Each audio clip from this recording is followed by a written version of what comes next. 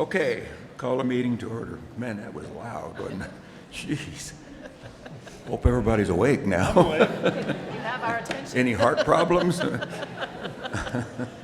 Okay, now that everybody's officially aware that we're starting the meeting, I'm going to call the Board of Trustees of the Ames Community College to order, and let's all join in the Pledge of Allegiance.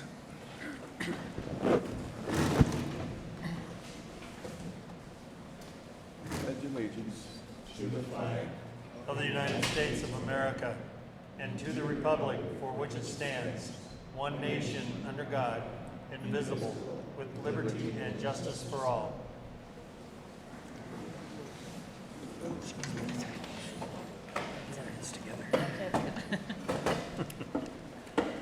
Okay, thank you, everybody. Now, approval of the agenda, and members, you have before you and have had for a while the agenda. So I hope you've had a chance to take a look at it. And is there a motion to approve the agenda as presented? I make a motion to approve the agenda as presented. Second. Thank you, Jane. Thank you, Carol. Is there any discussion? Hearing none, the agenda is approved as published. Public comment.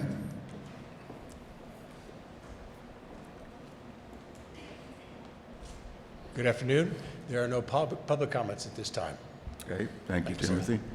Consent agenda. Once again, you've had time to look at it, I hope, and look at the minutes of our last meeting. So is there any corrections or additions to the minutes? Is there a motion to approve the consent agenda? I would so move. Thank you, Lyle. Is there a second? Second. Thank you, Gene. The motion has been made to approve the consent agenda. Any further discussion? Mr. Chairman, I'm going to abstain since I was not at the meeting, so I don't know if the minutes are accurate or not. Okay, all right. Thank you, Carol, and we'll make note of that. Any further discussion? All in favor indicate by saying aye. Aye. Aye. Opposed, no. That motion is carried with one abstention. Representatives to the board, student government, Chris Warner.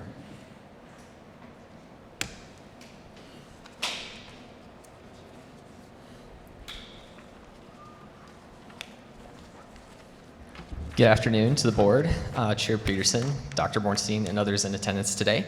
I'd like to start today. We've had a lot of exciting things happen in the past month, but starting with some student organization updates. The Full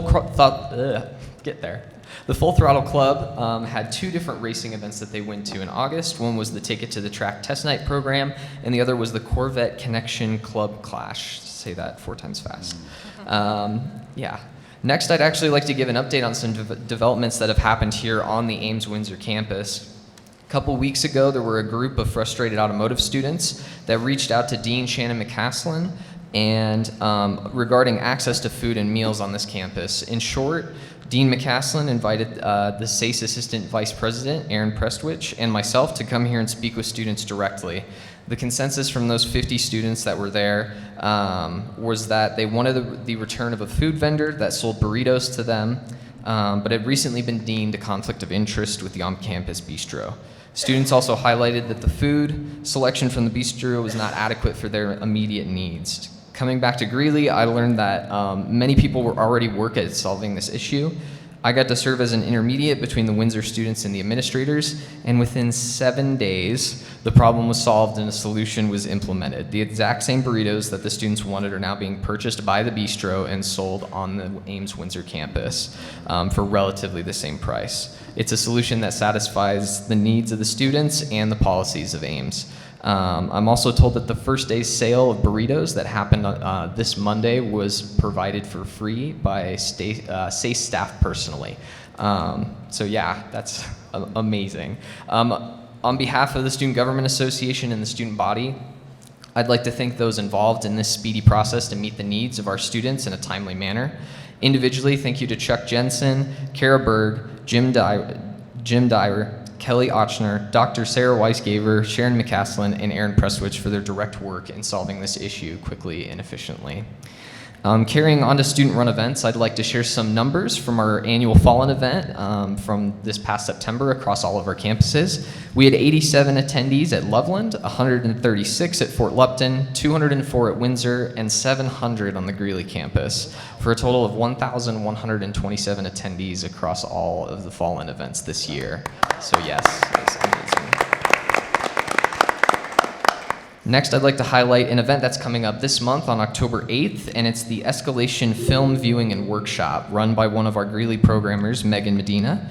The film focuses on the story of an abusive relationship from start to finish, and the workshop focuses on recognizing the red flags of an abusive relationship and recommendations for action. I asked Megan what she hopes students will leave with after her event, and she said, "I hope that students are moved by the reality of relationship abuse in our society and better educated to help themselves and others navigate an abusive relationship." Details concerning the time and location of that event are located in your board packets. All right, on to SGA business. I'd like to mention that at the beginning of September, for the first time in a long time, Student Government Association was invited to not only attend Convocation Day, but to speak at it. We were very honored for the privilege to share our goals and visions with the employees of Ames for this upcoming school year. Actually, last Wednesday, we had our first town hall meeting, student government did, which is our monthly event to poll for student needs, and it was a huge success. We had around 45 students that came to provide feedback on areas of need. We're still compiling the data, but some highlights from students are that they want more hangout spaces around campus aimed at less of a library space and more of a family room kind of environment. Another thing that students touched on was just more tools on handling the workload of college and battling procrastination. We plan on addressing those issues and coming up with action plans here in the next couple of weeks for those issues that were presented. At this time, too, I'd like to address a letter of support that was written by the Student Government Association in regard to action item A on the agenda. This letter should be in your board packets. I want to stress that this letter was unsolicited, and we wrote it because we believe it to be in the best interest of the entire student body. With that, I'm finished for today. So does the board have any questions for me at this time? I'm just curious as what a Corvette clash is, or what was that? It is, let me read Sort it of like again. a demolition derby or something? They were racing their Corvette against other applicants, evidently. They called it a Corvette Connection Club Clash. I don't think they were running into anything, though, so no worries there. Not crash, it's clash. Clash, Okay, yeah. gotcha. Any other questions, members? questions? Thank you. Thank you very much. Awesome. Great report. Thank you. I'll see you in another month with another update. Okay. Faculty Association. Brooke?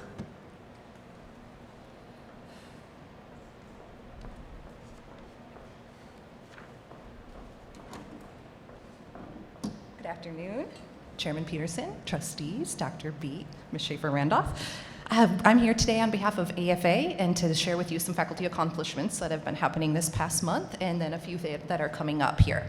So I wanted to start with some exhibits. We've had several exhibits going on. Right now in the Ed Beatty Art Gallery, if you've been over there lately, there is a printmaking portfolio exchange that has been in there. It's by our art instructor, Johanna Muller.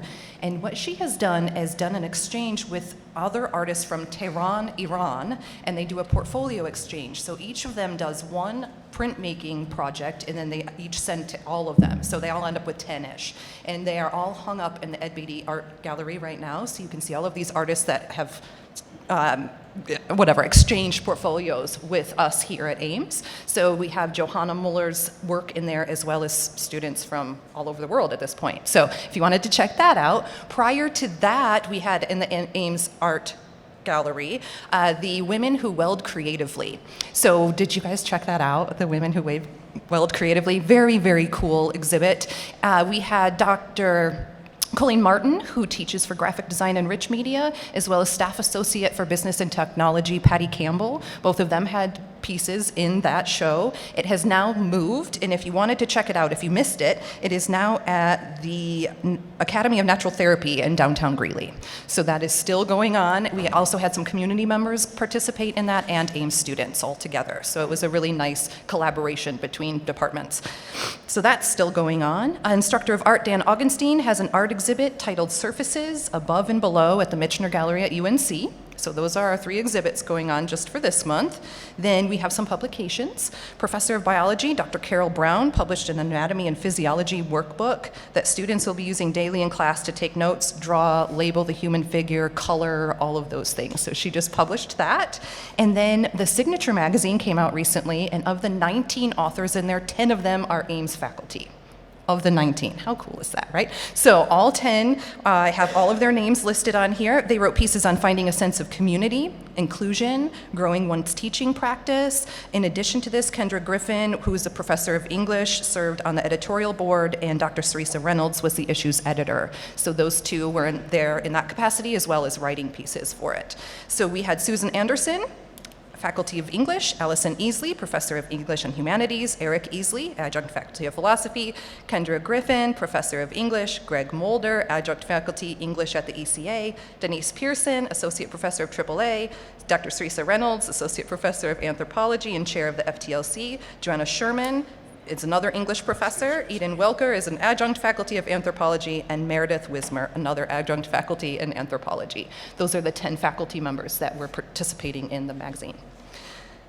Moving forward here. For some community involvement, Professor of English Kendra Griffin is doing some really cool things right now. She has the Adult Creative Writing Club, and they're doing at the Clearview Library at the Windsor Severance branch, so she's trying to also reach out to more people in the Windsor area, with our campus being here. It says the Public Library Club seeks to fill a longstanding need for writing programming, so she's in there helping adults in the community improve their writing techniques and skills.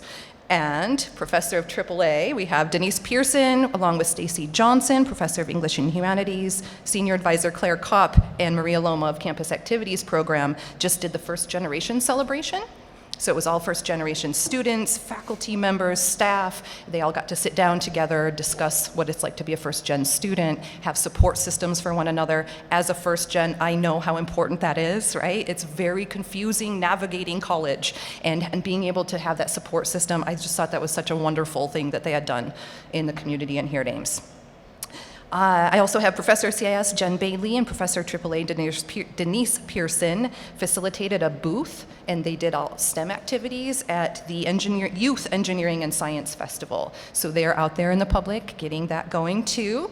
And last, we all went to a 2x2. This is not last, honestly. 2 more things. Okay, so 2x2, all these faculty members, we just went to Pueblo on Friday and went to that conference. So many faculty members talking about state mandated things for our courses and competencies, and just trying to be sure that we're all on the same page across the state, teaching the same things in our classes.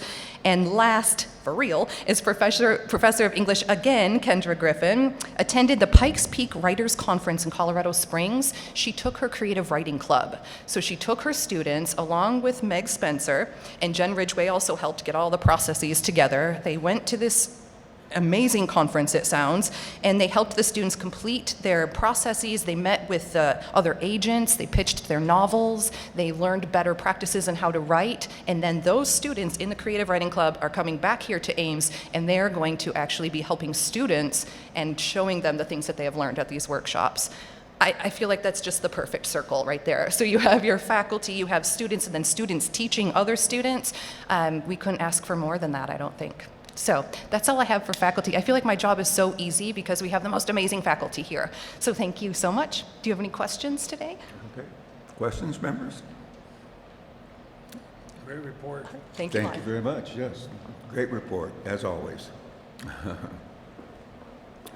Okay, Staff Association. Jen?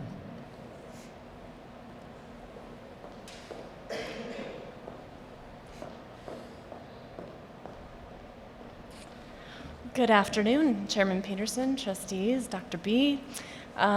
Goodness, I don't know how I can follow that. Yeah. I think my report is going to be short and sweet, but of course we do have some Ripples nominations that I'll reach out for you at the end.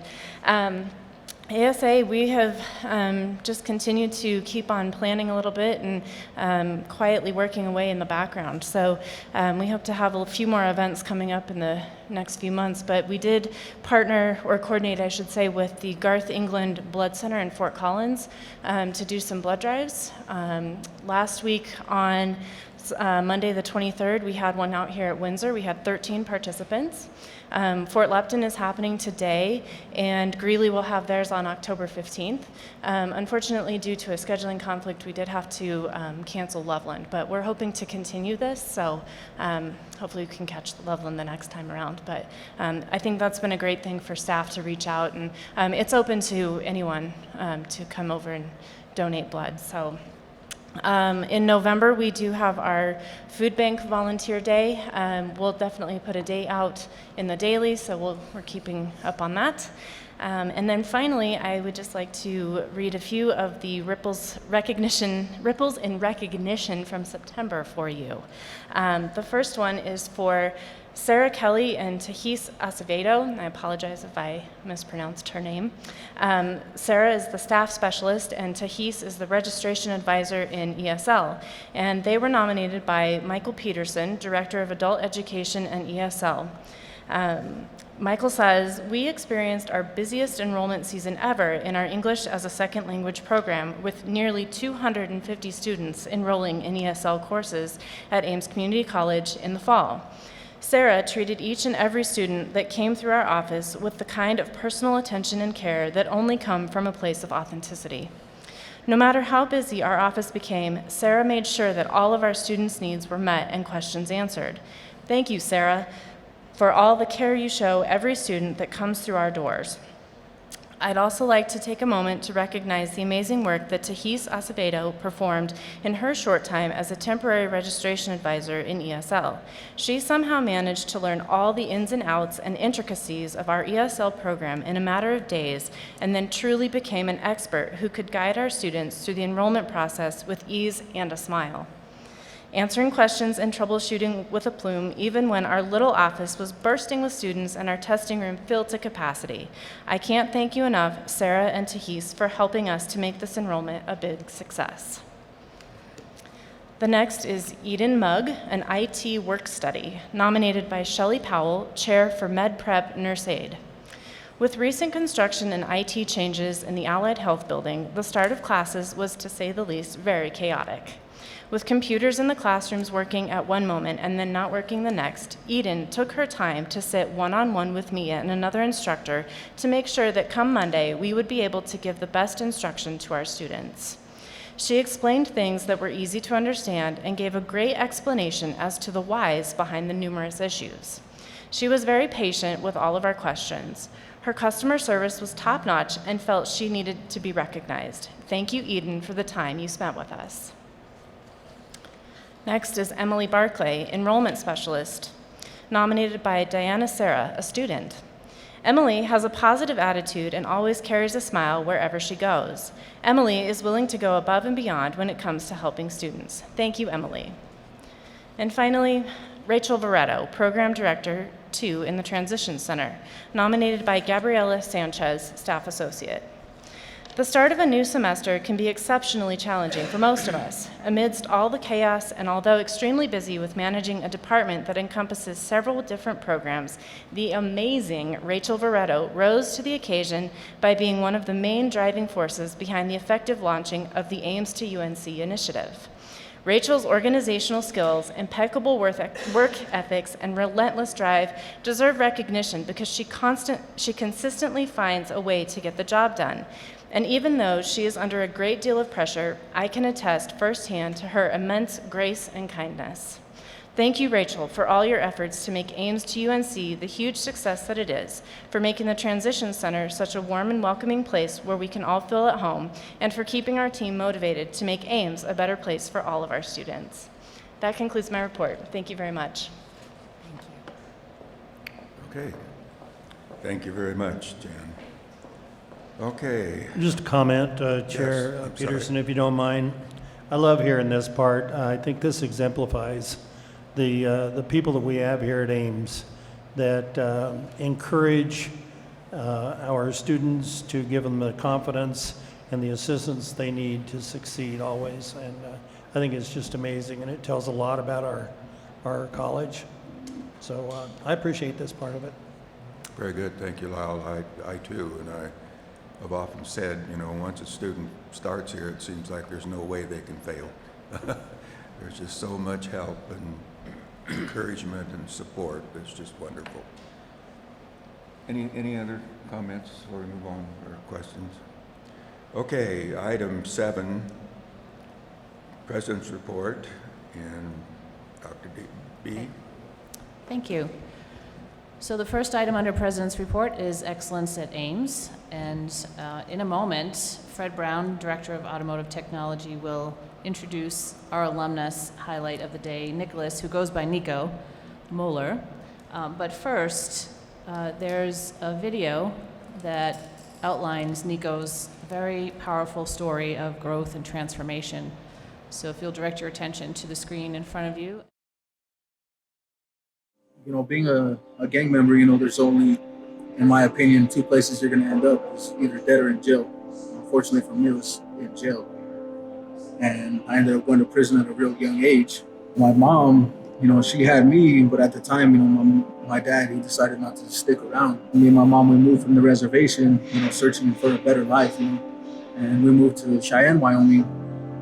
And, you know, it ended up with her dying in a drunk driving accident on Mother's Day in '97. So my grandmother, thankfully, she lived right up the street from us, and she ended up taking me in. And when we first came down here to Greeley, we were homeless, man. Like, we didn't have anything.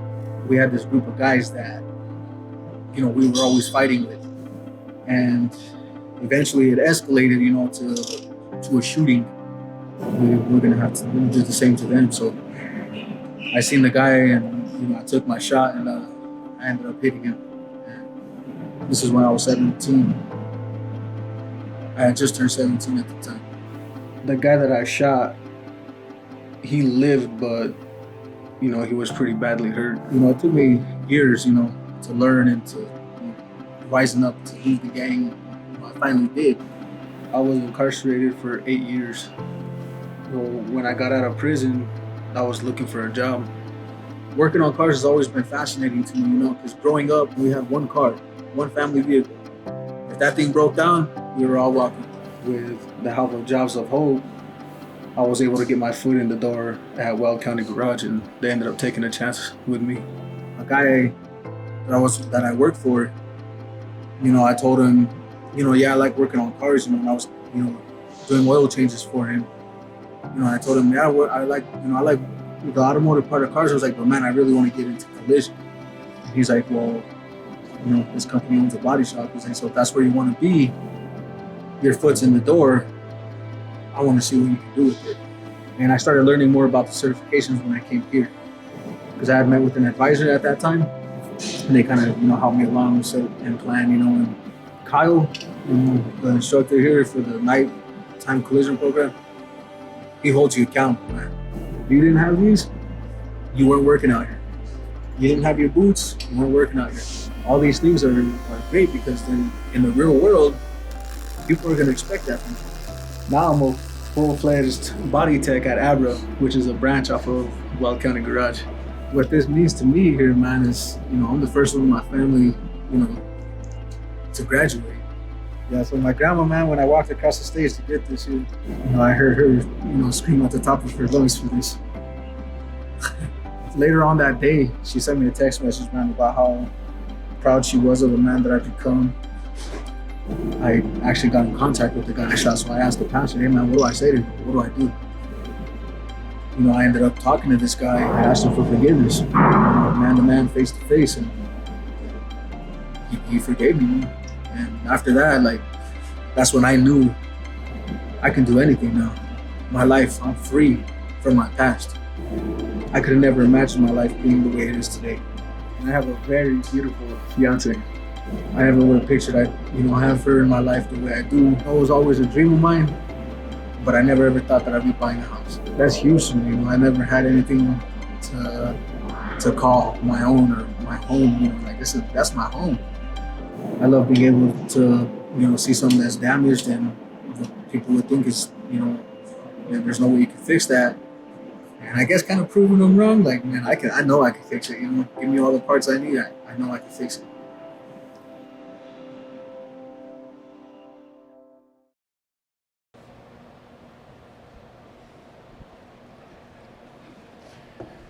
Come on up, Nico. Chairman Peterson, distinguished board, Madam President, and distinguished guests and fellow employees. I'll tell you what, excellence, there are some people who dream of excellence. And then there are those people who wake up every morning and work hard at achieving excellence. And Nico is one of those people. You have a past, a present, and a future. His past you've seen. We saw him in the present here at Ames in the automotive collision program, where he excelled in working not only full-time during the day, but coming into classes at night. It wasn't easy, but every step of the way, he grew and he gave. One of the things that people aren't aware of is in the Skillsusa competition, we held the district competition here, and in the collision estimating and damage appraisal, he finished and won the opportunity to go to state, and finished second by just a couple of points by representing us in the national competition. And so it was fun to see him go, see him grow, and see him excel at becoming the man that he's become. And because of that, his future is amazing. And I just want you to recognize Nico Muller.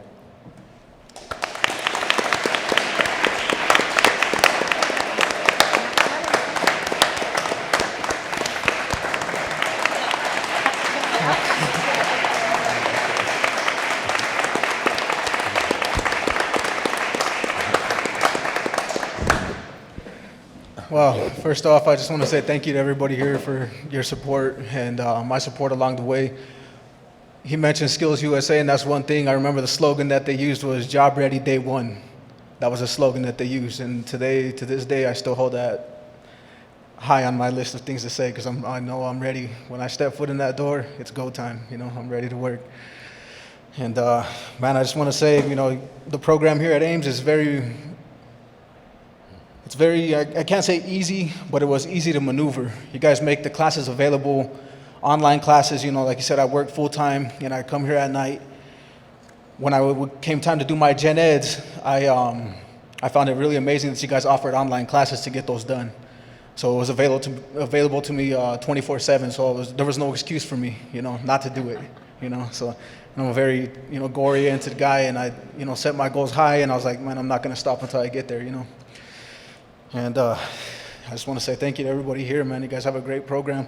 I love the automotive program here. What some may not know is before I actually, got into the trouble that I did, back in 2007, I was actually signed up for automotive classes, which I attended 2 semesters of, and this is when the automotive program was still on the Greeley campus. So I remember what it was like, fighting for tools in the tool shed over there. So this program here, man, it's outstanding and it's amazing. It's a great environment to work in and to learn in. One of the things that I'm grateful for is for my instructor, Kyle Cataret, is in my profession, there's something called ICAR. ICAR, is a certification that we're after now. He held us to the ICAR standard all throughout our training and everything here on the campus. So when ICAR came, it was no shock to me. I was ready, and my employer seen that I was ready. My test welds, I was already welding at an ICAR level before I left here. So when they got me in front of the ICAR guy to certify me, I already had it in the bag, So that was a good thing, man. And my future is bright, and like I said, I'm the first one to go through my family, very first one to graduate and everything, and it feels good. I'm always constantly encouraging my nephew, my brother, everybody to get involved. To me, education is key. that's just the way I view my life. The way I view things is education is key, and you gotta dedicate yourself to it. Nothing comes easy. You gotta go get it. And I'm just really grateful, man. My future's bright, and I work, hard, to this day to encourage more people. I never knew just telling my life story would encourage this many people and involve, and get the backup of such a great community, and to be able to share my story is just amazing. And I just want to say thank you to everybody here, and I appreciate you guys having me. Thank you.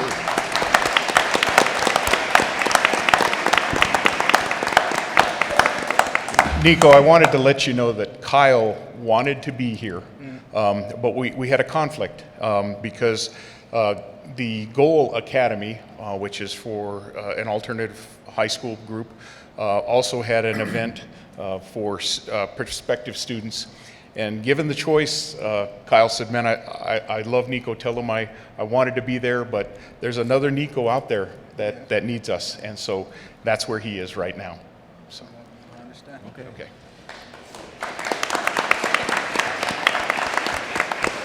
Nico, I just want to thank you for taking the time out of your day to share your story with us, not only here at the board meeting, but certainly for posterity. And we start board meetings with regard to the President's Report with an excellence at Ames to constantly remind us and to set this tone for the rest of the meeting on why we do what we do, why every decision we make has an impact. And again, your story is incredibly powerful. You have a lot of courage, and what a great role model, and thank you for having that courage to step out and step in to your future and to be an example for others. And I just have a small token of our appreciation. Thank you again. Thank you.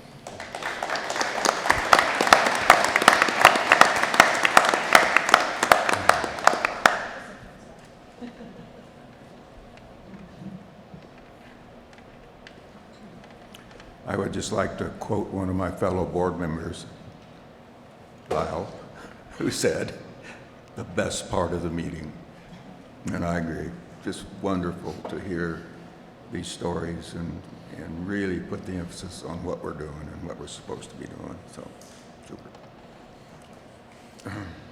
Okay, I believe Dr. Rothamer, our Executive Vice President, would like to give us updates, not only for academic affairs, but also other areas of the institution in which he is responsible. Thank you, Dr. Bornstein, members of the board, and Chairman Peterson. I appreciate the opportunity. And what I want to do today is to start with some exceptionally important news that I want to make sure we all take a moment to celebrate, because it is significant. And surprisingly enough, it's about one of your favorite topics, the Higher Learning Commission, and our compliance and our Concurrent Enrollment Monitoring Report news. So just at the end of September, we received their feedback on the monitoring reports which we had submitted. On both of those reports, the Higher Learning Commission commended Ames Community College quick action to address the areas of opportunity that we had from their last visit. On both reports, they noted the large number of employees, and that's one of the things I want to specifically highlight as well, who participated in moving the institution forward and addressing these areas of opportunity. So we had dozens of faculty and staff involved in this, over 6,000 pages of reports to the Higher Learning Commission. So over dozens of employees, 6,000 pages to show what we were doing to improve our offerings for our students and how we serve our institution. And the other part I wanted to indicate is they said no further reports are required at this time other than their annual in our journey along their open pathway. So I would specifically want to acknowledge Brianna Stoyich-Akers, who coordinated this across all those dozens of employees, and for all of you who have participated in terms of making this happen, a huge thank you. So I appreciate the opportunity to share that. Next, I wanted to highlight just a couple of items that are in your board packet in the report for the Executive Vice President and Academic Affairs. And I'm not going to certainly go through all 4 pages that we shared with you, but a lot of really good information of the wonderful things that are happening. But in particular this month, what I wanted to share is regarding our GED program. And as you may remember, we began offering Spanish language instruction in our adult learning lab earlier this year. And we have seen a notable uptick in the enrollment of Spanish language students. And since the beginning of the fiscal year, 33% of the students who have visited our adult learning lab are native speakers of Spanish, with 27% of those in our GED students pursuing their GED in Spanish. So again, recognizing the needs of our community and matching our resources and offerings to the community members where they are. Also wanted to share that our current GED students, 20% are also concurrent ESL students. And so that we have found that this to be a significant match to be able to have an effective pathway for that instruction. And Fred, I don't know during your tour, since I missed it, if this was part of it, but wanted to share another item that Fred and Rob shared in this report for you, is that our Ames automotive program, including the students, instructors, and staff, participated in the Good Guys 22nd. You didn't share that? Okay, so this is pretty powerful as well. 22nd Colorado Nationals at the Ranch and Budweiser Event Center, September 5th through the 8th. And the Ames automotive team put together an interactive booth display featuring the Pit Stop Challenge as well as the drag racing Christmas tree. And there are pictures in your packet. But I think what was powerful in this is that during those 4 days, they had lines of people lined up to participate in this. And for that event, in terms of the awareness that we got from that in our participation, over 35,000 people attended that particular event. So being there and being represented is important. So thank you, Fred, to you, your staff, and your students for representing Ames at that event. The next thing I want to highlight for you is I snuck cards at your table earlier when you were at lunch and on the tour about October 4th, Manufacturing Day, or National Manufacturing Day. And what I wanted to share with you is some of the things that are happening in and around Ames for which we are participating. So overall, the goal for the National Manufacturing Day is to increase the awareness of the industrial technology program at Ames, the community lab at Ames, and to highlight the important relationships that we have with our local manufacturing partners. The event is open to the public, including families, elementary students, middle school students, high school students, and members of the Ames community.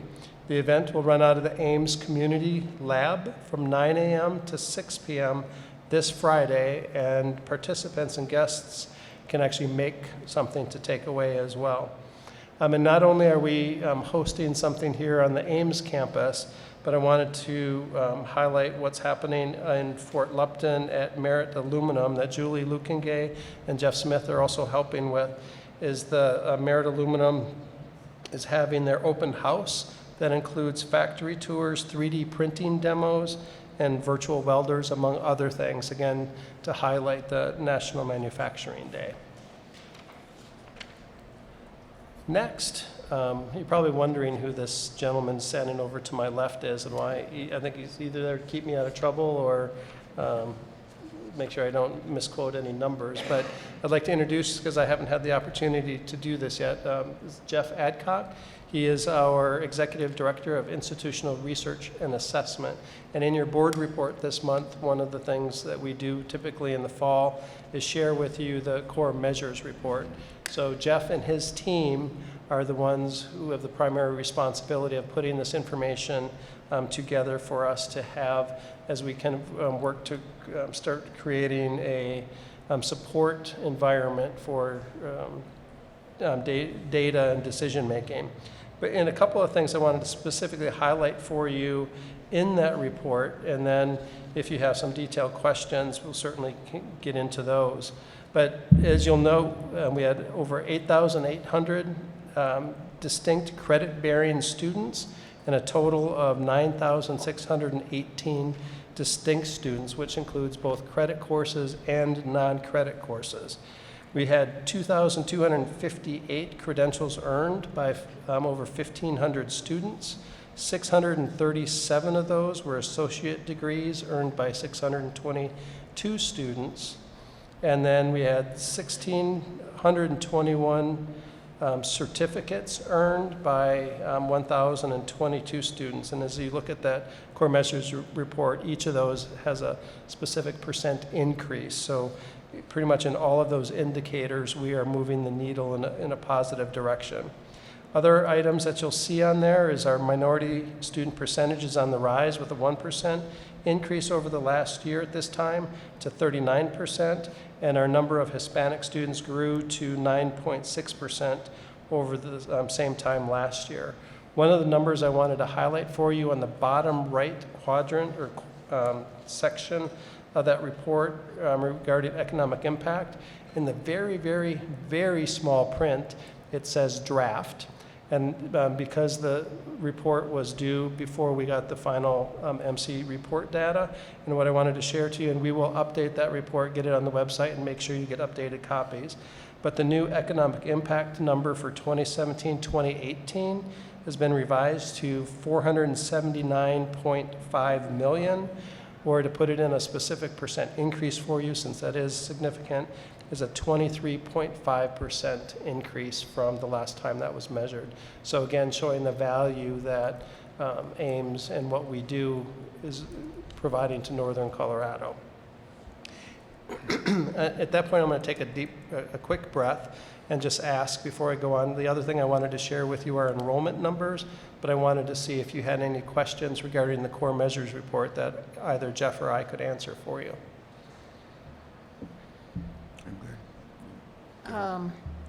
Yeah.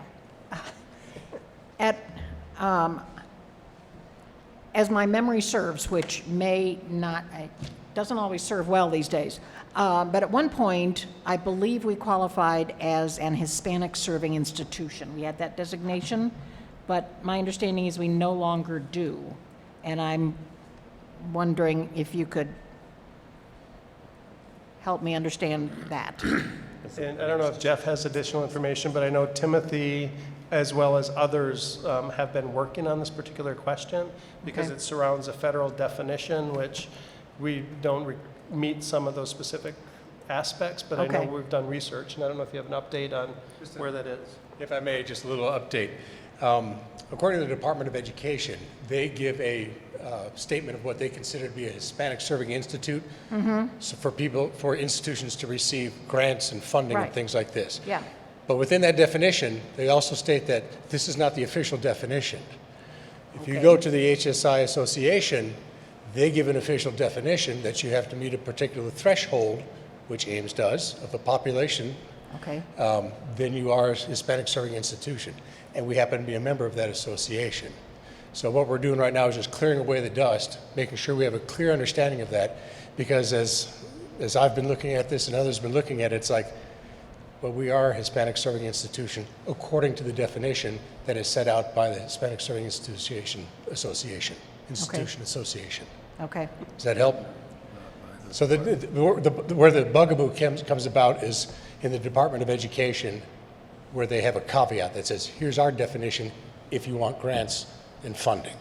Okay. Yeah. So we're working on seeing if we can meet We're clearing the the rest dust. of their... Well, we do meet the criteria according to the HSI Association. Okay. All right. Thank you. Thank you.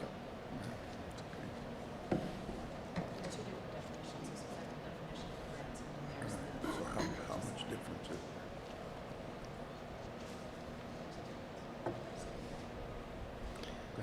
Okay, then what I would like to finish with is a week 6 enrollment kind of report for you, since we're past the census date, correct, today?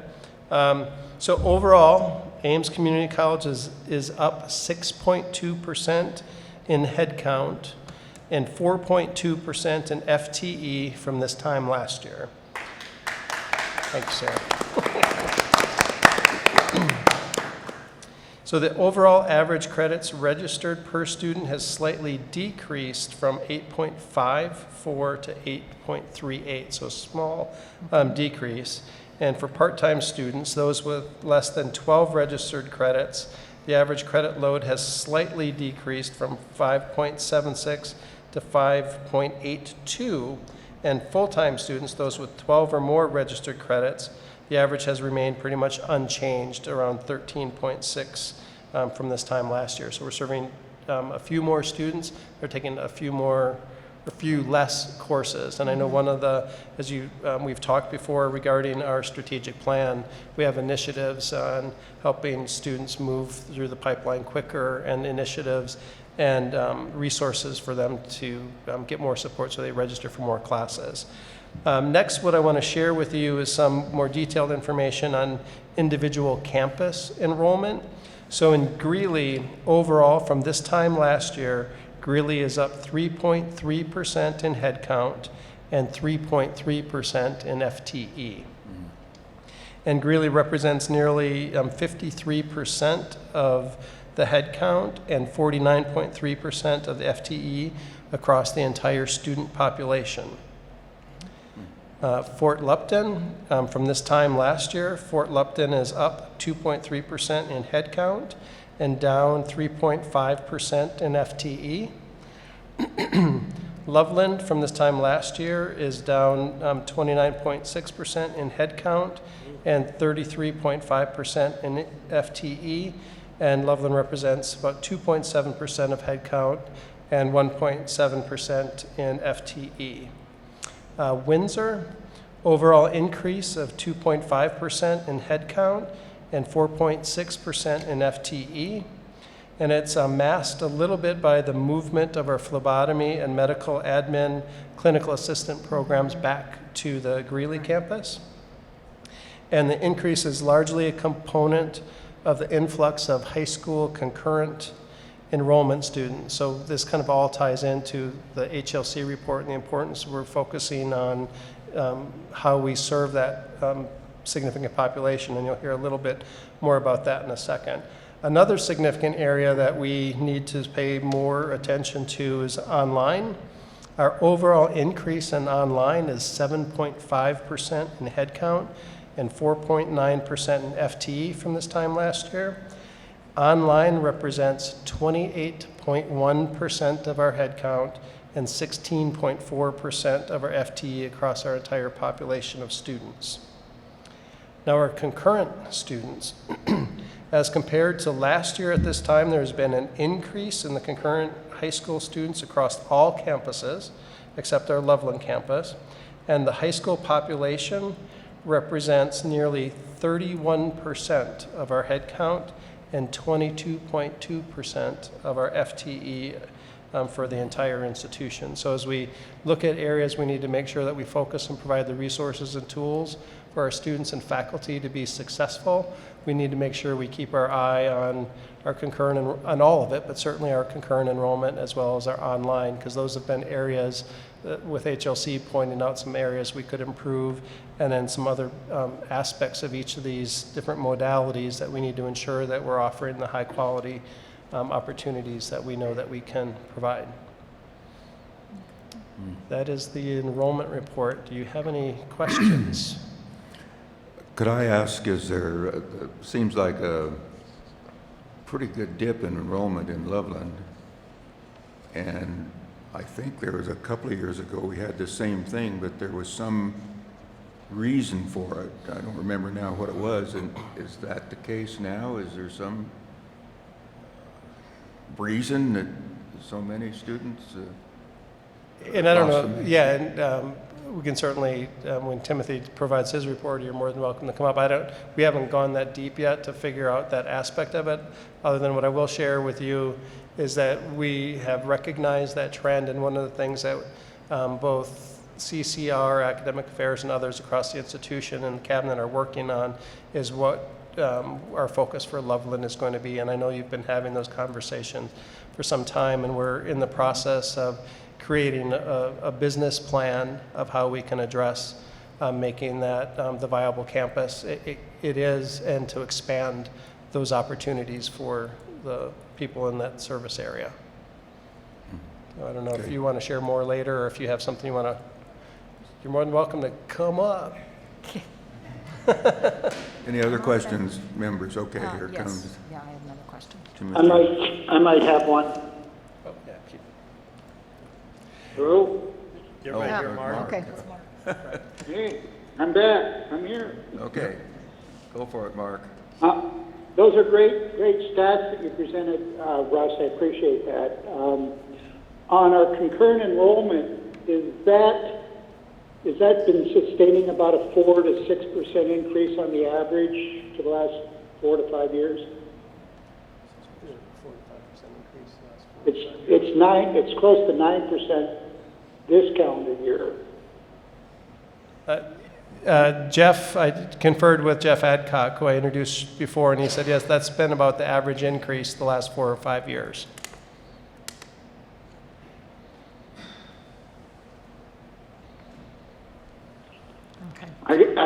My second question, you don't have to come up with the exact stat for that, but how much of that is on our campuses and how much of it is outside of our campuses of those total, 1,900 students on the average now? How much is on Ames campus versus in the high schools?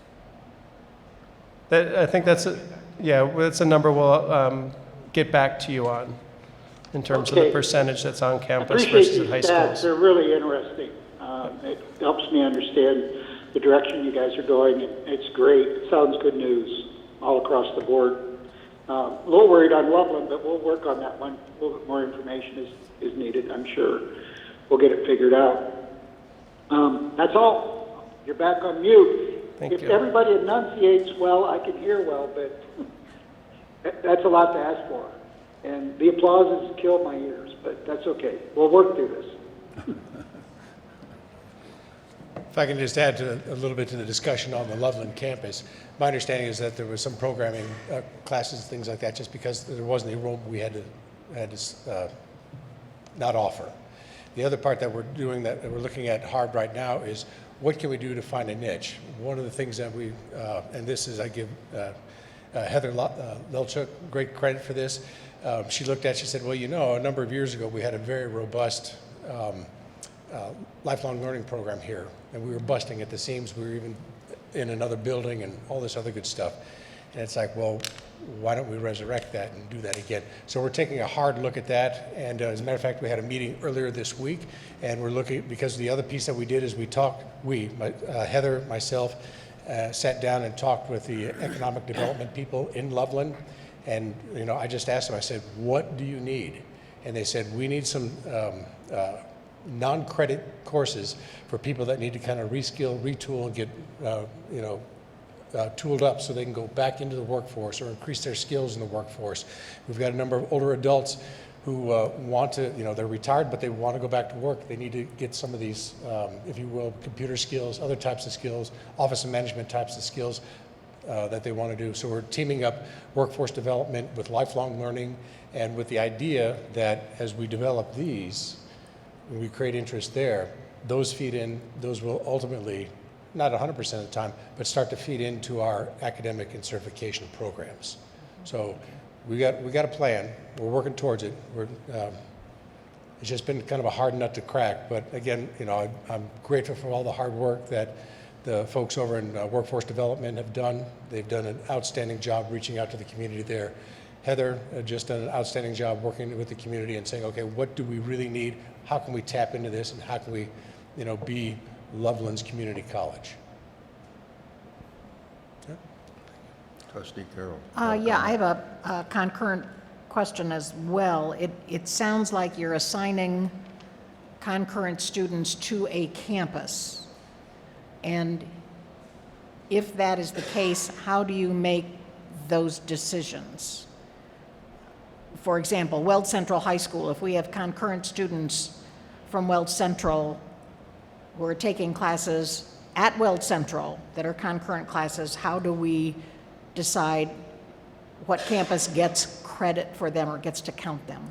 For those particular students, there's a catch-all we use for high school, which is basically all high school students. If you take a class at a high school, it's being caught in the high school campus itself. It's not being caught in like Loveland or any of those others.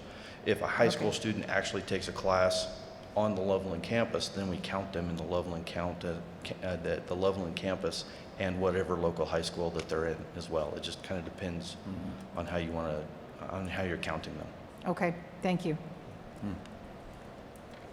Good question. Just a quick follow-up on the Loveland campus. I appreciate what you guys are doing, anything we could do to support,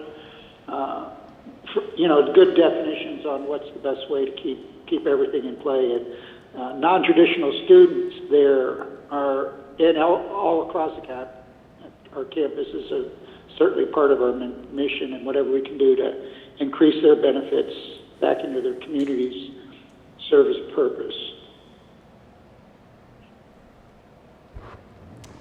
Are you completed? Okay. Thank you, Dr. Rothmer. I believe Mr. Jensen would like to give us some highlights of administrative services and our monthly budget report. Mr. Chairman, members of the board, Dr. Bornstein, you have before you the, am I too loud? Am I talking too loud? Or No. It sounds really loud up here. You have before you the budget report as of August 31st, and a couple of things I want to highlight for the board. On the revenue side of things, on tuition, we are 3% ahead of our projected, which was a 3% growth from last year, so it kind of coincides with the fact that we're 6% up in our tuition from last year. Again, kind of tying into the enrollment report, that our enrollment's up, so conversely our tuition revenue is up, so again, very positive on our tuition. The other revenue categories, again, are continue to be very sound. In the expenditure categories, I don't have any exceptions or concerns to express to the board, but I did want to highlight our financial aid, our student financial aid line item. You're seeing a much higher percentage in utilization at this time compared to last year in the budget, and that has to do with one thing, that we changed the format of our Ames scholarship, in that we're awarding that automatically to students.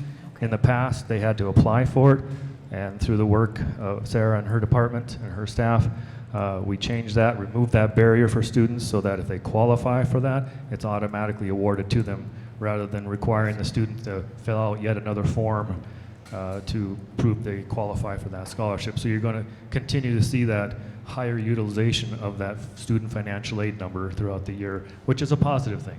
Okay, great.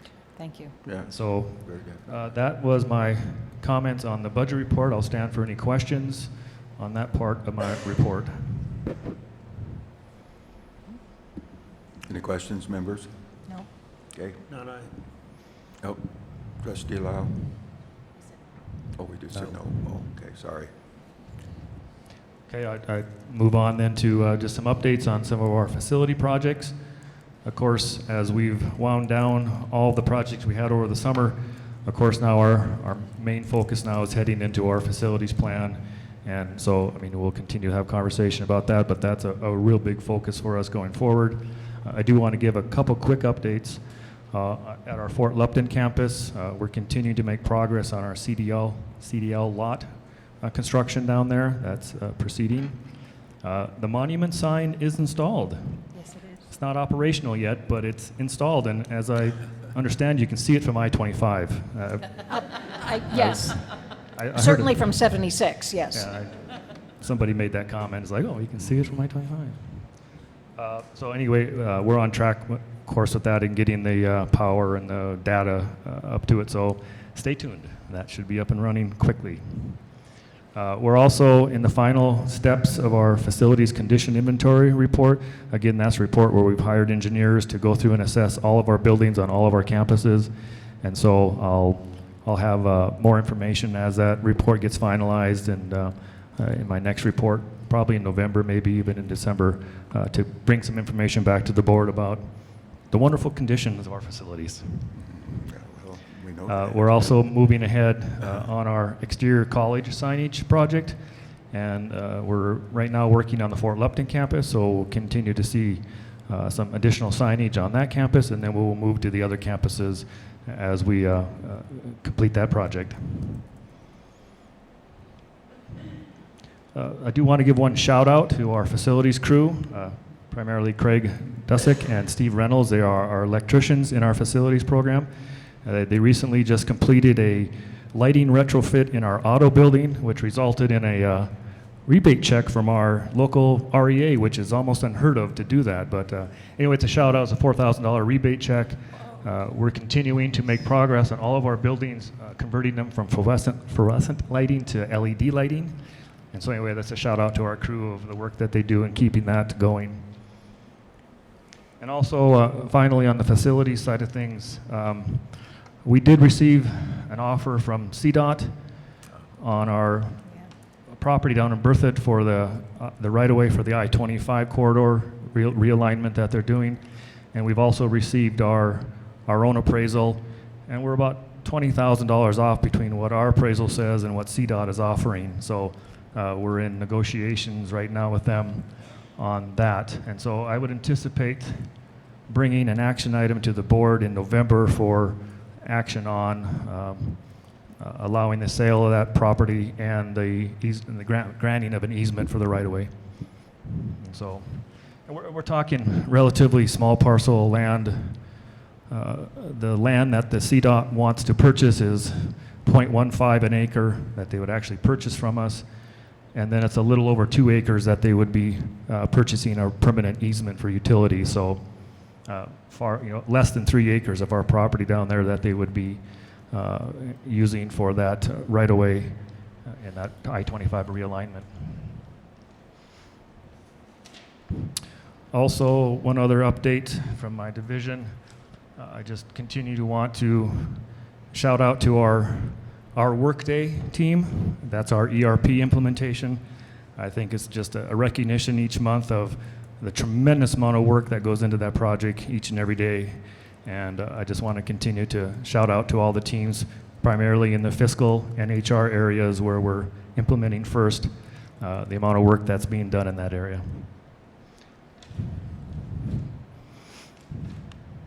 I think that completes my VP update. You'll hear from me in the action items, but that concludes my VP report. If there's any other questions that I can answer regarding these items. Go ahead. Yeah, on the Fort Lupton campus, the monument is gorgeous. Thank you. And if you drive by, the old sign is still there, and it looks like it's a miniature. It is so small in comparison, sort of mother elephant, baby elephant kind of thing. But it does give you, it gave me anyway, a really good picture of what a vast improvement in size the new sign is. Thank you. I also looked at the new greenhouse that's there, the temporary greenhouse. Mm-hmm. Is there a timeline for installation of the permanent larger greenhouse that you might be able to stand up in? I mean, it looks really small. Say, Mike, about 5 months. Springsmith, thank you. Okay. And I'm sorry we had to rip up so much of the ground down there. It looks like they've dug up the entire campus at this point. Oh, the dirt work for the CDL dirt work, lot. yeah. Mm-hmm.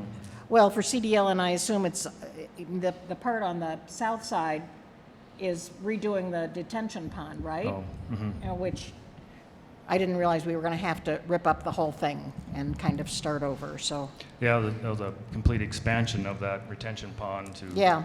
not only meet the needs of the CDL lot, but of course, as Mike does things, he likes to overbuild them so that we won't be doing that again if we add more hard surface to that area. So it looks exceedingly big because of that.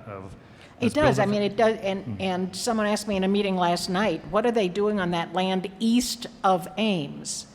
And I was able to say, that's Ames land that they're working on. We have that much land down there, which was really very nice to be able to say, no, that's us. That's our land. That's our land, yes. No, thank you. Other questions, comments? Chuck, just out of curiosity, $20,000 difference between the two estimates. Is that half the price, or third of the price? The offer that's coming in from CDOT is $58,000, and our appraisal came in at 82,000, so it's about $24,000 difference between what our appraiser has appraised that land at per square footage and what CDOT is offering per square footage. So now we enter into a time of negotiations of saying, well, here's what our appraiser says, here's what their appraiser says, and I would anticipate we'd hope to meet somewhere in the middle. It's a pretty good chunk of change, the difference. 20,000, yeah. Yeah, so could be a little tough, I suppose. Yeah. Okay. Okay. Anybody else? Dr. B, you're I was ready? just going to Go. tell him thank you. Oh. Thank you. Thank you. Thank you. Mr. Ullman, Vice President for Community and College Relations, would like to give us some highlights of CCR Division. Good afternoon again, board members. Let me move this up just a hair. Yeah. There we go. First of all, I want to give you a sincere... Can you put the microphone a little closer to me? Okay. Thank you. Chuck, you busted them out, so they turned it down. So first of all, to the Board of Trustees members, I want to give you a sincere thank you for the support that you give to all of us at Ames. You know, attending the fall-ins, attending the balloon launch, the Family Fun Day, Gig on the Green, just all those different types of things. It means a lot when we see you there and supporting what it is that we're all about. So again, thank you for that, and encourage you to keep that up because it's good for morale. So thanks. Well, I've got three things here, and the first one starts out with a question. Did you know? Did you know that Ames made it into a national publication last month? Yes. Well, you don't count because I sent it to you. In the September 9th issue of Forbes magazine, Ames Community College was cited in an article entitled Build Support, Innovate, Repeat, Agile Public Education in Colorado.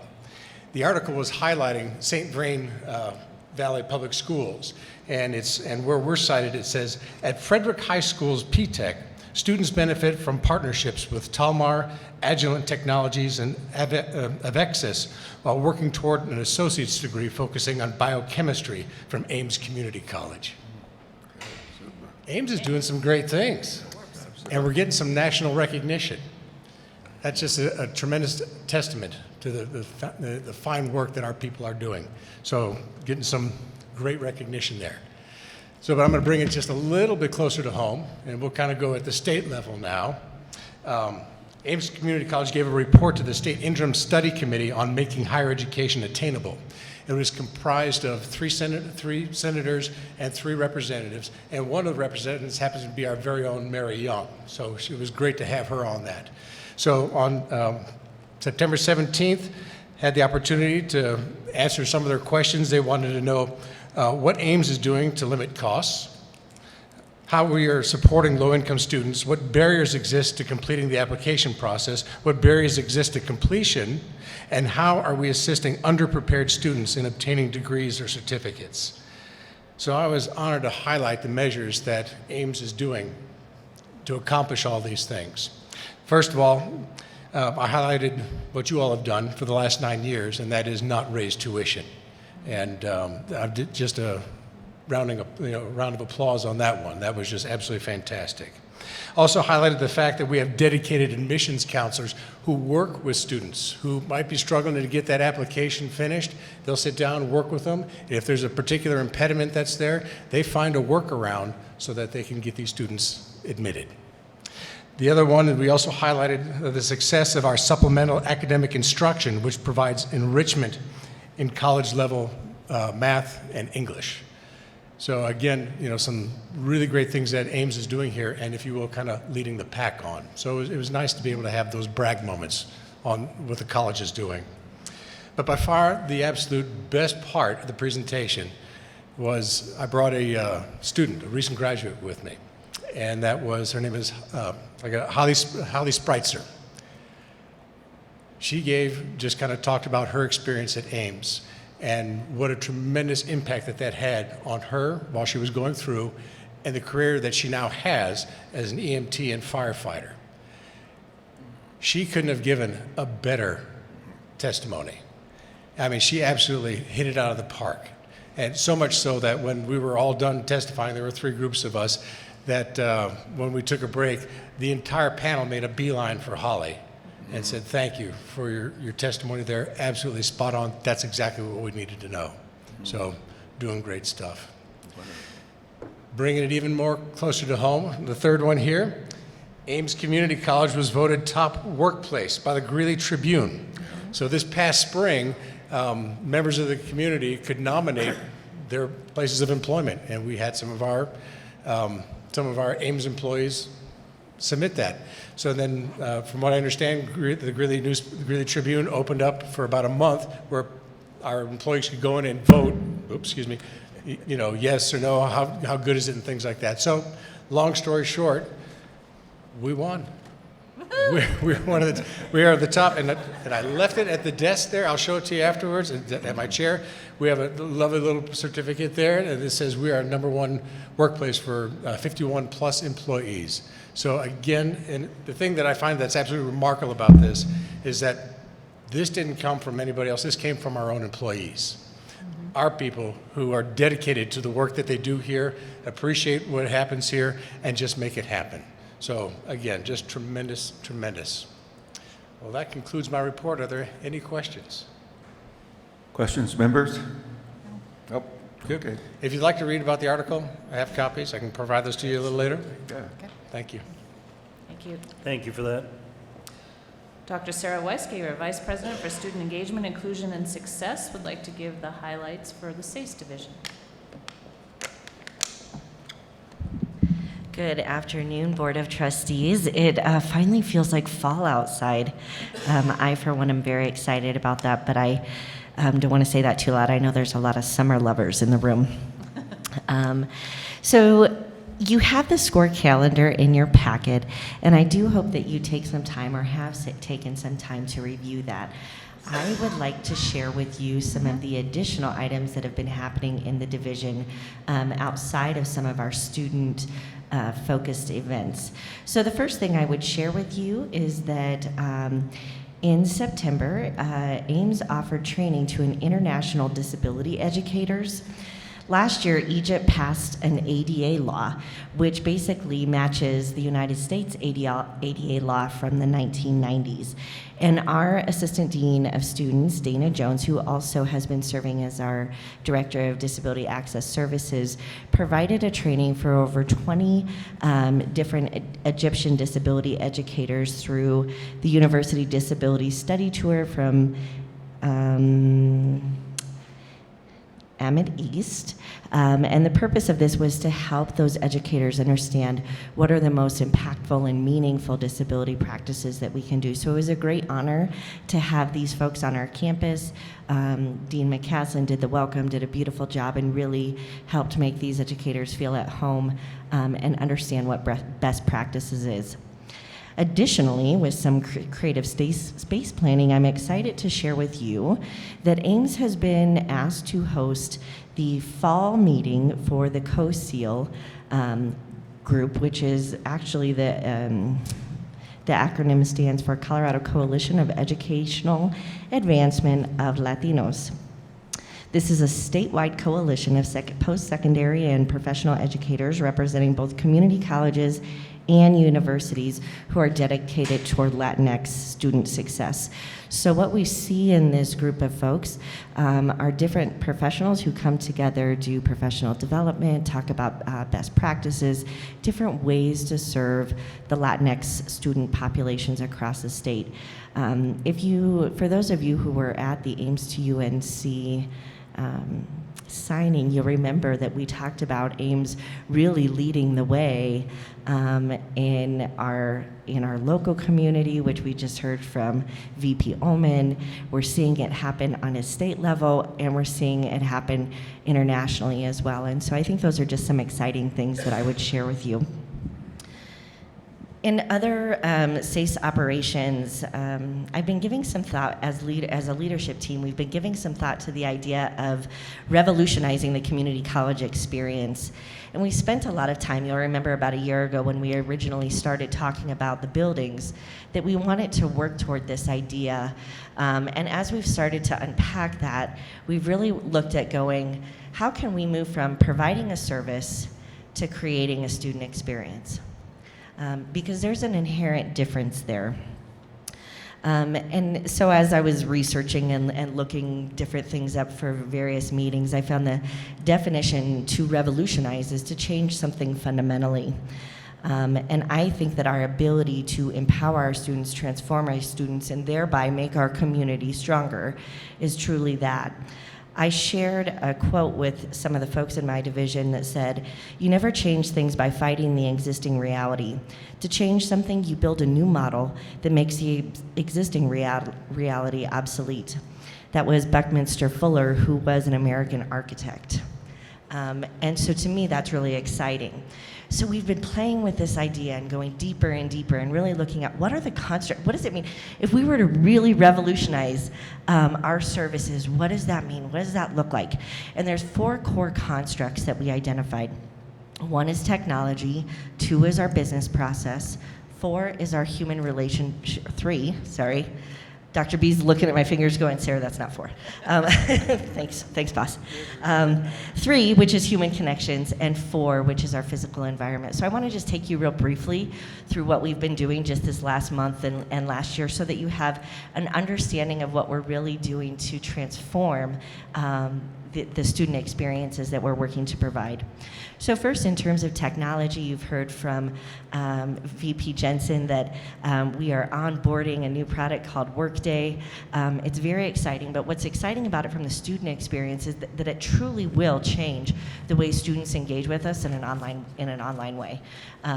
It will provide ease for the students. It will make mobile access of their courses, of logging in. All of those things will be much easier and more relevant and up to date than what students have right now. So we have a lot of thanks to the work that's happening in IT around that piece of technology.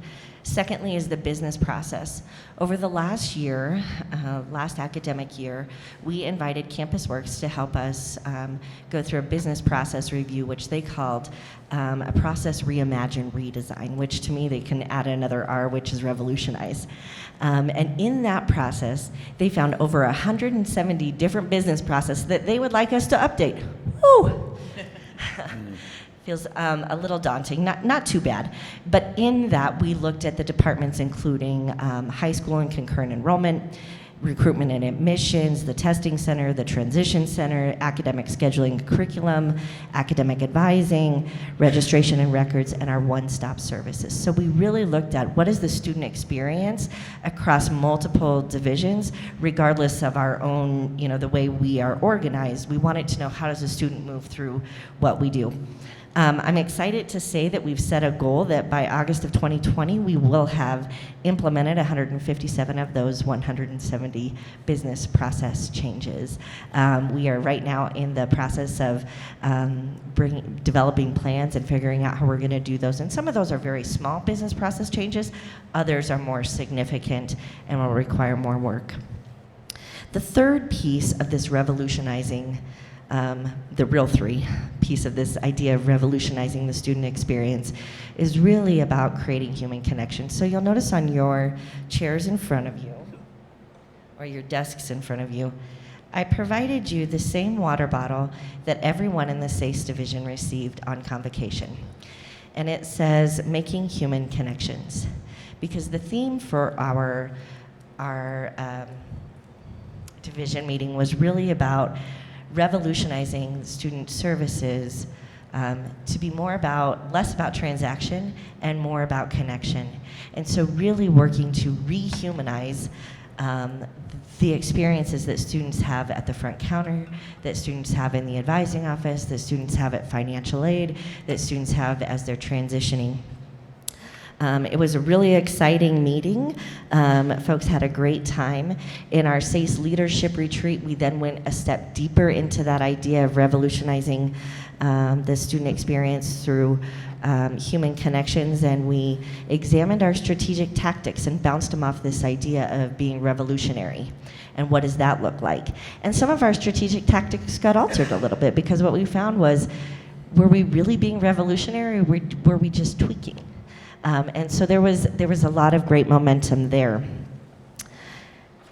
The last piece and the fourth piece of this idea of revolutionizing the student experience really started and is found in the foundation of our physical environment. We've talked with the students at length. I have a monthly meeting with Chris Warren, our SGA president.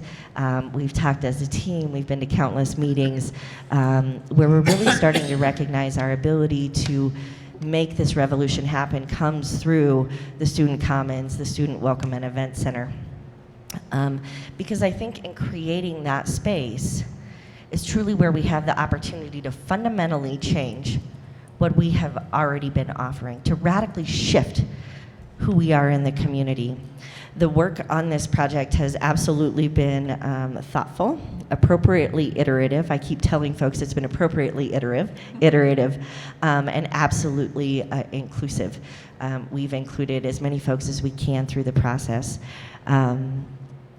I see this as perhaps one of the most impactful pieces because what it will do for our students is set a standard. It will set a standard for them that not only does Ames offer quality education, but this is a space and a place that they can be proud of, that they can bring their families to. We have the opportunity through this and in conversation with the students to really recognize our role as leaders and what does it mean to provide a community college experience, to ignore or maybe let go of that idea that community college is just for commuter students who don't want to have an experience, just want to come and get classes. And instead, we are suggesting and challenging that we're creating a space for not just our students, but their families, their cousins, their brothers, their sisters to come and enjoy what we're working to offer. So I will continue to update you on kind of some of these meta themes that we're working toward over the next few years, but I just thought this might be a nice way to include that right now. I do want to share with you real quick a couple of events. We're getting ready, if you can believe it, to celebrate our 1-year anniversary in the CDI. That celebration will be on October 29th from 11 to 1. So please swing by and help us celebrate. It's really amazing, the work that's happened, and we'll have, as we move into the November board meeting, additional data to show you kind of where we've gone with that program. Also, you'll notice on the score calendar, there are 2 different Dia de los Muertos celebrations, one on the Greeley campus, one also on the Fort Lupton campus. So with that, I would entertain any questions that y'all may have. Questions, members? Good job. Thank you. Thank you. Moving on to the president's meetings of note in your packet. It's been a busy month. There's actually a few meetings that have occurred that aren't on there. I'll put them on next month so that you have those as well, as far as meetings with folks throughout the larger communities that we serve. Specifically talking about all the wonderful capital and master's facilities projects that we have going on all campuses. So those, I'll include those in the next month's report, but there have been several meetings that have been occurring with regard to that. Just a quick question as you buzz down that list. Are there any questions you might have? I think we may have listed the incorrect Rotary Club, but other than that, I think we're doing okay. Any questions on select activities of the month? Nope. Okay. Moving on to the next page, you have the employee report. And so I guess I would turn around and ask, are there any supervisors that have new employees in the audience they would like to introduce? Randy's coming up.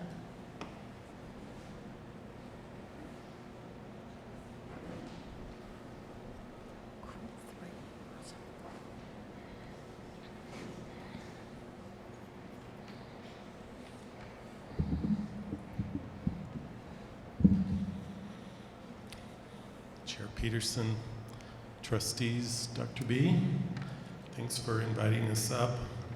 The Public Safety Institute has been busy working with both our students and our industry partners to identify needs for those programs, and 2 big growth needs were the addition of a accelerated paramedic academy and an accelerated police academy.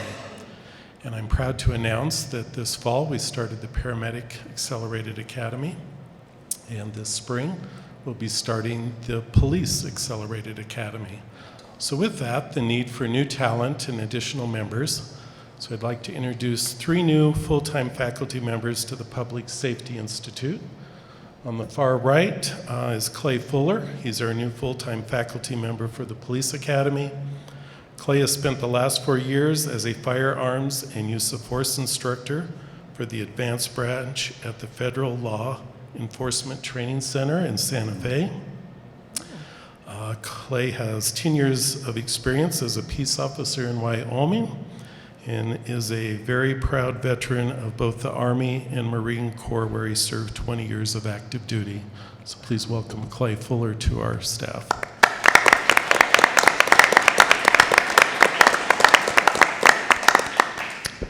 Next in line is Sean Larson. He's the new faculty member for the paramedic program.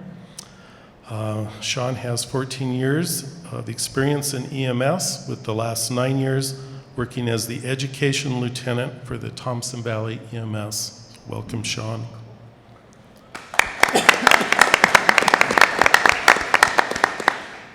And the third member is Steve Mountfort. Steve is originally from the Western Slope. He has 27 years of experience in EMS.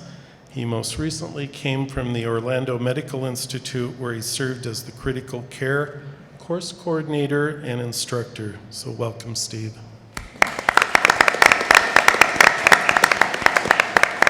Thank you all for joining us.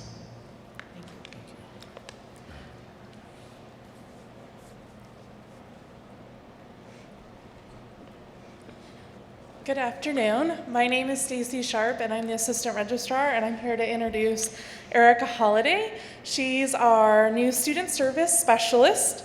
Erica will be assisting with graduation and records in our office. Erica comes with a background in education, working at the registrar at a charter school for 6 years, and then moving on to the registrar's office at UNC as a transfer evaluator.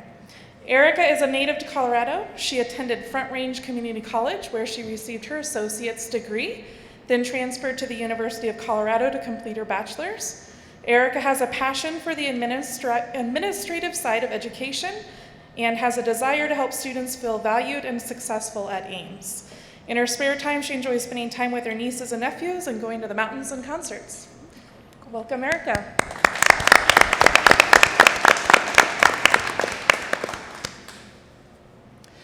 I believe that is all, and that concludes the President's report. Thank you, Chair Peterson. Okay, thank you, Dr. B. Okay, next on the agenda is item 8, is that right? Mm-hmm. Yes.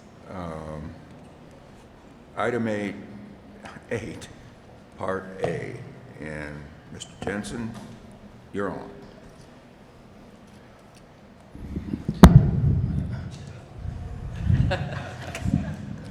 Does that make a loud noise? I'm sorry. Mr. Chairman, members of the board, Dr. Bornstein, you have before you agenda item 8A. This is an action item requesting a revision of our facilities plan 2018-2023. I'm gonna open the session with a few comments. I'll highlight some of the information that was included in the packet, and I'll do that relatively quickly, and then leave time for the questions and comments and discussion with the board. So I'll have a few opening comments on the action item itself. Just to first reiterate, this action item is asking for a revision to the facility plan. We're asking for an additional $26 million to the plan that was approved last year. And as you can see through the action item itself, I won't go into every detail on it, but the bottom line of that is that we're asking for additional authority for the Student Center of $1.875 million, for the Welcome Center, the Student Commons, the Student Commons was $1.875, for the Welcome Center $2.1 million, and for the Event Center $22,025,000, for the $26 million that we're asking in this revised plan. As you can tell, the great expansion of the Event Center concept is what's driving the bulk of the $26 million request to enhance both our internal and our external opportunities now and for the future. I mean, these are comments that we've shared on many work sessions, and so I won't reiterate a lot of them, but I will highlight a couple of those things of the impetus between that, of the input that we received from the community, from our local community, from our external community, from our campus community, of the need for additional meeting space and what that would mean both for the college and for our external partners and communities. I want to kind of touch on a little bit on a highlight that Dr. Weiscaber made about the student experience. And this fits really well in with the conversation that we were having with the architects yesterday about what this project means for the college and for our students in particular. The Welcome Center will be the first place new students come. So they're going to see this great new experience of the Welcome Center. The Student Commons and the Event Center will really enhance their time on the college, not only for student engagement, events, and educational program during their time at college. Then also, this space also provides a culmination of an opportunity for graduation on the college campus. And then it wraps around as alumni to be able to come back for community events, both as an alumni and as a community member. So tying this whole project into that whole life cycle of a student experience here at Ames. And so I liked how that tied in with Sarah's comments about the work that's happening on the other fronts for the student experience.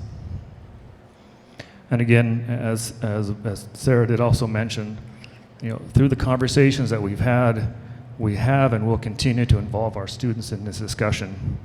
As shown, and Chris mentioned that in his report, the student government has issued a letter of support for this project. I just wanted to highlight that and thank student government for their continued support and input as we move this project forward. We also wanted to highlight the concept of, as we've listened over the work sessions and the retreats with the board, of do it right the first time and plan for future growth. So I think this project that we're proposing does both of those. It's really looking at what we need now, what we would need for the future, and really doing it right the first time on all three components of this project: the Student Commons, the Welcome Center, and the Event Center. Other items in the packet, and I won't go into a lot of detail, but again, at the last work session, I highlighted the fiscal implications of what this would mean for the college. And I continue to stand by that estimate that even spending the additional $26 million on a facilities plan such as this, that the college is still going to be in a very strong fiscal position based on the revenues that we're projecting to receive in the next 3 years. So I just again want to highlight that fiscal aspect of it, that we still have adequate resources even after this expansion of the program. And again, I've gone through in a lot of detail in that over the past with the board. Also included in the packet is a number of pages of answers to questions and other data that was requested by board members as far as different components of the event center. I'm not going to dive into each question, but rather wait for discussion from the board if there's questions or clarifications that board members have on that information that was presented. And with that, I'm going to stand for questions and look for discussion from the board, and really interested in your guidance and input on this. So I stand for questions or clarifications. Well, I'd like to start it off by saying that you commented that when we do something, we ought to do it right. And I remember this board saying exactly that and on one of our work sessions. And in fact, I think my partner here said, now wait a minute, is that going to be enough space in that student center? And I appreciate, as one board member, how you have responded to those requests and have indeed really set out to make this something that's not necessarily for tomorrow. Well, it is for tomorrow, but it's also for maybe 50 years down the road. And who knows what this campus might be like, or what all campuses, not just this one, might be like in the future, and I would expect that we're going to have a heck of a lot more students. I suspect we'll have a lot more community kind of involvement. I was telling Dr. B that the Colorado Attorney General was here on the Greeley campus to hold a sort of a forum on the sale of the Banner Health to private company, well, to say the Weld County share of the Northern Colorado Medical Center to a private company. And I just thought, yeah, that's great. And you know, I'll bet we'll have a lot more of that kind of thing going on our campus. So have at it, folks. That's my spiel. Any questions, comments? I have a comment, and first of all, I want to explain. I have concerns about. Gene, it's hard to hear you. Can you put your mouth closer? Okay. That's better. Okay. What you're asking for today is a vote on the additional monies that would be spent on the project to complete it. As we heard in our last meeting, we would not have another chance to review this project and give it a final vote. This would be the final vote today. That is the action item before you, yes. Okay. I think it's a good project, and it's a needed project. There are some components of it that, you know, I am not convinced yet couldn't be done possibly for a lesser amount. But you have done a good job of responding to some of the questions that we raised a month ago. I've had a chance to talk to some of the people in the community about the Community Events Center. And I think it's a great project that would bring more people to the campus and help them to understand Ames and all the good things we do. And I've heard comments about the good job that Ames has been doing in the last few years. The concern I have with this project and approving it in total now is the perception that some of these dollars are going to be spent here in competition with other venues similar to the Events Center, such as the Union Colony Civic Center and so forth. I think when the community hears about it, learns more about it, they'll support it. But today they don't understand it well enough, and I think we owe it to the community to take the time to meet with some of those key leaders and just explain to them what the project is about. And if we have voted, we've given it a final approval at this point, then, you know, I think the perception will be, well, why are you talking to us? You've already approved it. I think we need to put this off another month and take time to meet with those leaders so that we continue to have their support over the years on all the other things that we need to do. We get a lot of tax support from the community and so forth. Let's not risk damaging the relationship that we have with the community by rushing for a final approval of this project. Why do we need to approve it this month versus, say, next month, when we've had a chance to meet with some of those key leaders?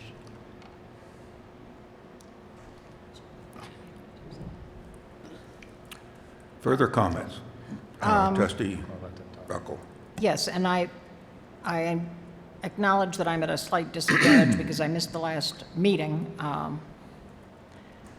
But in my conversations with you, Mr. Jensen, what I asked for was could we see, I'm a very visual learner, and the only pictures I've seen are of what I referred to as the DeLorean version of the event center. Is there a Cadillac version we could look at? Is there something else? I mean, I feel like we don't really have options to look at here or choices to make. It's just sort of, you know, the $26 million or nothing kind of thing. And I would feel more comfortable if I personally, if I could see some options. And I understand on the fiscal side, yes, I was the one who said on the revision of the student center, let's make sure we have enough space in there, let's make sure we're doing that right. And I own that and I stand by that. Our money should be spent for the benefit of our students. That's number one to me. And I want to be very comfortable that in 4 years, when we need another classroom building on the South Campus, on the Fort Lupton campus, which is probably where our next need is, that we have the capacity to do that, that we have not overspent on something on the Greeley campus that is going to harm student needs down the road. And I'm not at that point now because I'm not convinced that we need to spend this much more because I haven't seen any options to this much more. So that's where I'm coming from at this point, and that was my request, was that we could we see some sort of intermediate drawings? Yes, a nice space. Yes, we seat a lot of people, but maybe not quite as over the top as this one appears. And over the top may be my final choice, but I don't know because I don't have any choices to look at right now. It's just sort of this or I don't know what, or nothing. And so that's my concern right now, and why I would also support delaying the vote for a month. Further comments? Yeah, probably. Yeah. No. Yes. Yeah, Trustee Lyle. I know we said we need to do it right. I know we asked staff to look into this and to go out and talk to the community, and they did that. They've done everything we've asked them to do, and they brought back the information. They brought back information from a lot of the, certainly not all, and if we wait 6 months, we won't talk to all of the community leaders. But they've certainly brought back a lot of information from a lot of the key community leaders, and those leaders have supported such a project. And they have actually caused the project to be enhanced rather than held back to the point of let's do it and do it right the first time. We learned that with the last building we bought, built. I know I wasn't here when it was decided on, but I know there was discussion, should we build an extra floor on it? And there was quite a bit of discussion over that. Mm-hmm. They ended up building it, and here it's full. Mm-hmm. And that seems to be how the campus goes. We've heard today a lot of testimony about how Ames Community College functions, about how the people here work. And I'm convinced that at least my mantra has been realized is we hire good people and we get out of their way and let them do their job. And I think those people have done their job on this. I think they have taken to heart what we've said. I think they've done the research, and I think they have presented us with a very, very nice, over-the-top maybe, but I would bet you that within 15 years, we're wondering why we didn't add more. It just seems the way it goes. It seems the way the community grows.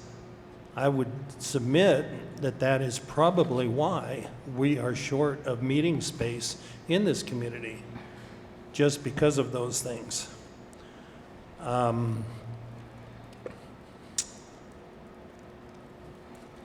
I think it was 2 years ago that we were offered the opportunity to host the Skills USA statewide competition here. And we had to turn that down because we didn't have the space. I know that we could have our graduations in-house. That's all been outlined, and how much that would contribute to the college. Not in direct revenues, but certainly in revenues saved. I've talked to a lot of people in the community. I've talked to people in the oil business. I've talked to some bankers, I've talked to some attorneys, I've talked to businessmen. I haven't received anything negative about any of them after explaining what our thought process has been here.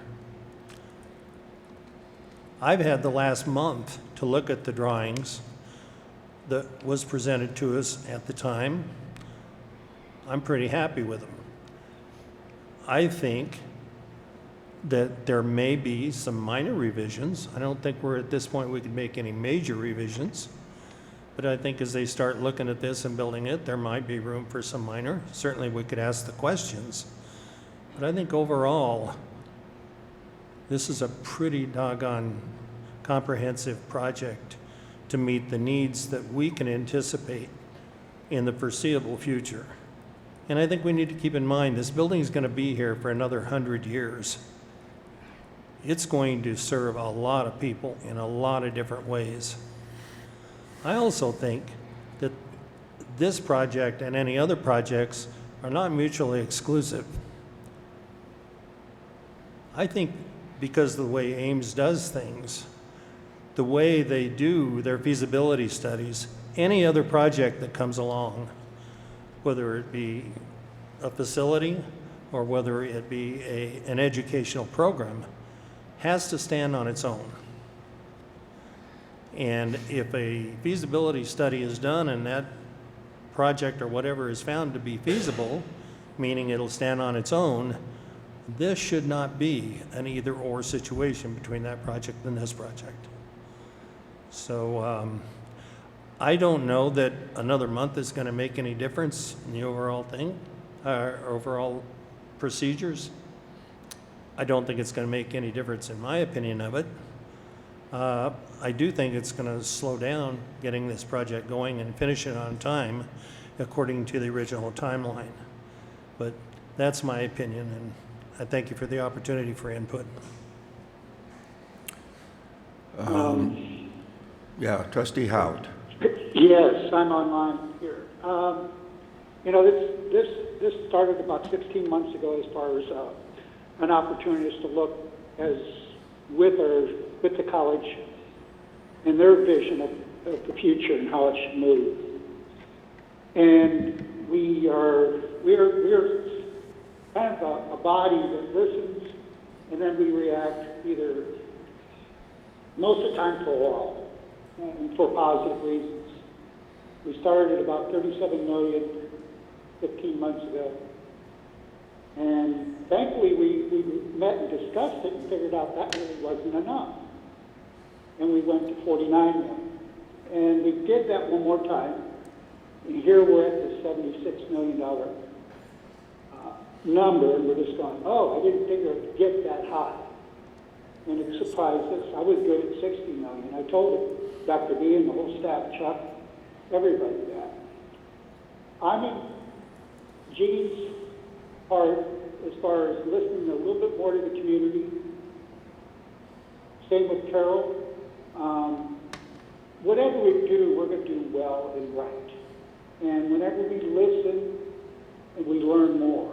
I mean, this past month was the month we finally got handouts on this, where we actually could see some of the representation in paper, other than being presented with it in meetings and discussion.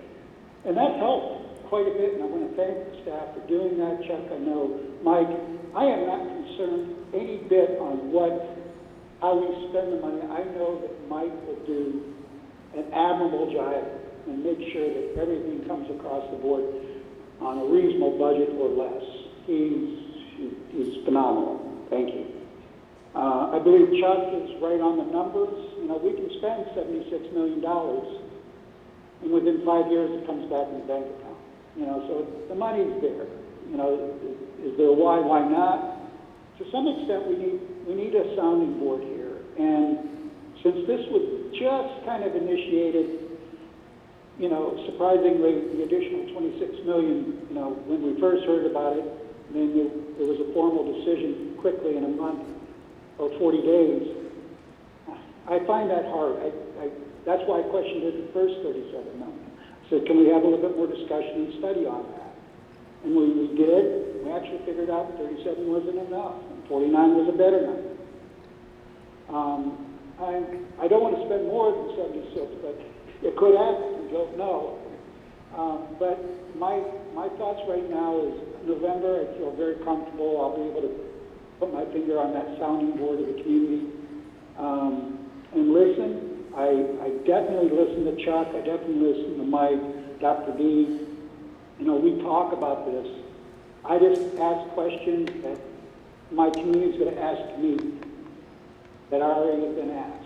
Why are you spending that much money? Do you have programs to build? I says, we will continue to build programs. But the long and short,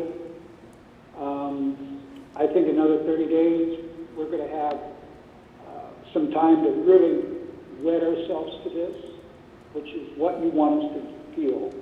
I don't think you want us to kind of, well, got to vote because I'm the only one that doesn't want it. I don't have a problem spending money. I remodel homes all the time. And typically, the more you spend, the better it looks, or the better it feels. And so I just need some grounding here. I need to get grounded on it. And I'm kind of in Gene and Carol's ballpark on this one for right now.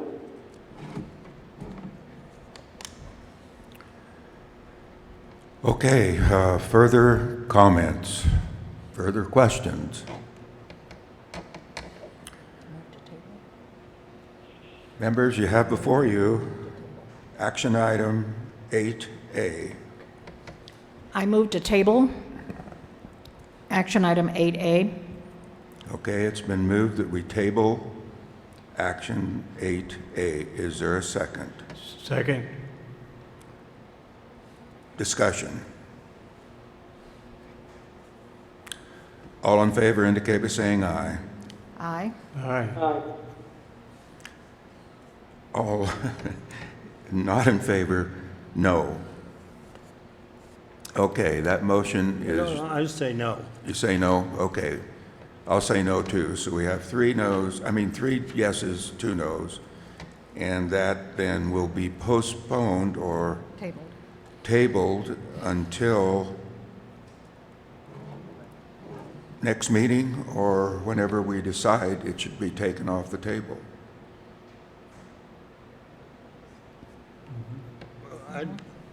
I've got a question. What do you mean whenever we decide? Well, It the should way be put on the table. When are we going to decide that? Postpone it until somebody puts it back on the agenda. Okay. So I was trying to say, okay, next meeting then? Yeah, next Yes. meeting. Yeah. Yeah. That's okay. Yeah. So let's make that for the record. Okay. That it will be put back on the agenda, excuse me, for the next meeting. Okay. That motion passes 3-2, and the item will be laid over until the November meeting. Right. Okay? All right. Item 8B, Mr. Jensen, continue. Mr. Chairman, members of the board, Dr. Bornstein, you have before you agenda item 8B. This is a policy change for the acceptable use of information technology, policy 3-905 revision. This is part of the ongoing policy and procedure revision reformation process that the college is going through. So this one is the IT acceptable use information policy. Key changes in the policy include changing the title, including some references to on-premise and cloud-hosted systems, and removing references to specific technologies by broadening the definition so that future technologies are not excluded from the policy. So in essence, it's very much a cleanup kind of revision to the policy, and so stand before you with a recommendation to approve the revisions to the acceptable use of information technology policy 3-905 as presented. Okay, members, you have before you action item 8B. Is there discussion? And this is all backwards. We need a motion before we have a discussion. But Yes. So I will move the approval of revised Ames Community College policy. I guess the new number would be 3-207. 905. Acceptable use of information technology. Okay, thank you, Trustee Ruckel. Is there a second? I'll second it. Thank you, Trustee Lyle. Discussion. Thank you for including just the new version, so we don't have to just read through all of the strikeouts to figure out what 3 words are left. I appreciate that very much. Yeah. Thank you. Yes. And this is very much an internal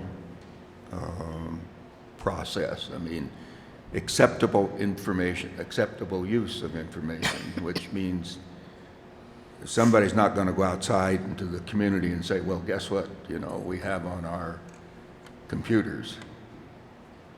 Yes, it guides all the use by faculty, staff, and students Right. of our IT infrastructure. Of course, this policy is backed up by a number of procedures that get into the real detail about how you use your laptop, the security on your desktop, all the nuances of how do we protect our IT information. And again, then delineating out very clearly what the acceptable use of our system is, the appropriate websites, things like that. So it really spells out those in both the policy and the procedure of what that means. Okay, thank you. Any further discussion? Questions? Okay, it's been moved and seconded that we approve this item. All in favor indicate by saying aye. Aye. Aye. Opposed, no. That motion is carried unanimously, I think. Chair Peterson. Trustee Holken, how did you vote? I'm sorry. I'm sorry. I'm sorry. I screwed up. We have to do this via roll call because of, Mom's going to tell us something else. No, we're fine as long as I can hear Trustee Hout's answer for his vote. Yes, I'm for. Okay, thank you. Okay, all right, okay. So that motion then passes. Okay, information items. Thank you, Chuck.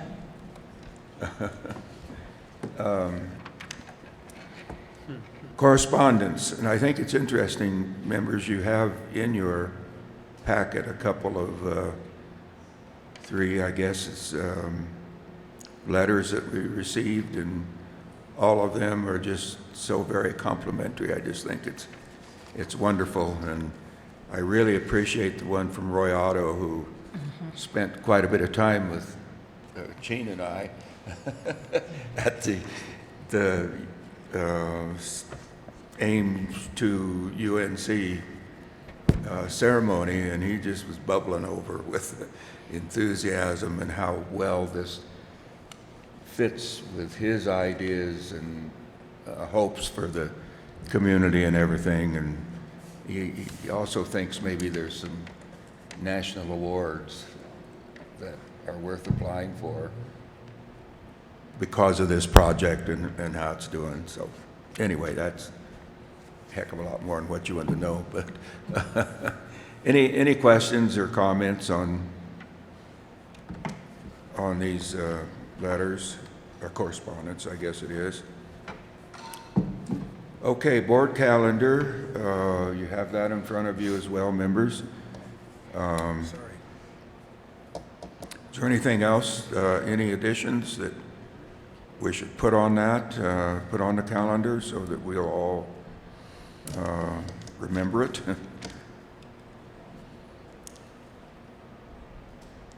Okay, good to go. Then ACC Annual Conference update. Carrie, can you handle that, please? I'll try. Chair Peterson, trustees, I just wanted to let you know that preparations have been made for you all to attend the ACCT 50th anniversary of their Leadership Congress, with the exception of Trustee Ruckel, and we will miss you during that time. So your registrations are complete, your hotel rooms are complete. You should have received those confirmations by email. I will be sending out additional information with all that you need to know. Let's see, as I mentioned, this is the 50th anniversary, and the theme is Past is Prologue, Building a Bridge to the Future. Dr. B has been invited to participate on a panel presenting a session on building a strong team through retreats and evaluations. And this panel is facilitated by Dr. Pamela Fisher, which you all know. That's on Thursday, October 17th at 8 a.m. Also, Drs. Bornstein, Rothamer, and Weisskaver are working in cooperation with Campus Works to present a session on transformative partnerships, how industry partners can help move the needle. And that's on Friday, October 18th at 2:15. ACCT has been emailing you information. If you haven't gotten that information, please let me know. The full program is online, and when you register at the conference, you will receive your booklet with the entire schedule. I think I have all of your flight itineraries. Thank you for that. So that was going to be my last thing to bug you about, but you've already done it, so thank you very much. So I'll be sending out more information, and if you have questions, you know where to find me. Thank you. Okay. All right. Thank you, Carrie. One other thing that I should have brought up earlier, and that is that we need to designate somebody, one of us, to be a voting member when it comes to officers. And you've been a voting member, and yes. I'm not sure exactly what all you vote on, to tell you the truth. But There is election of officers.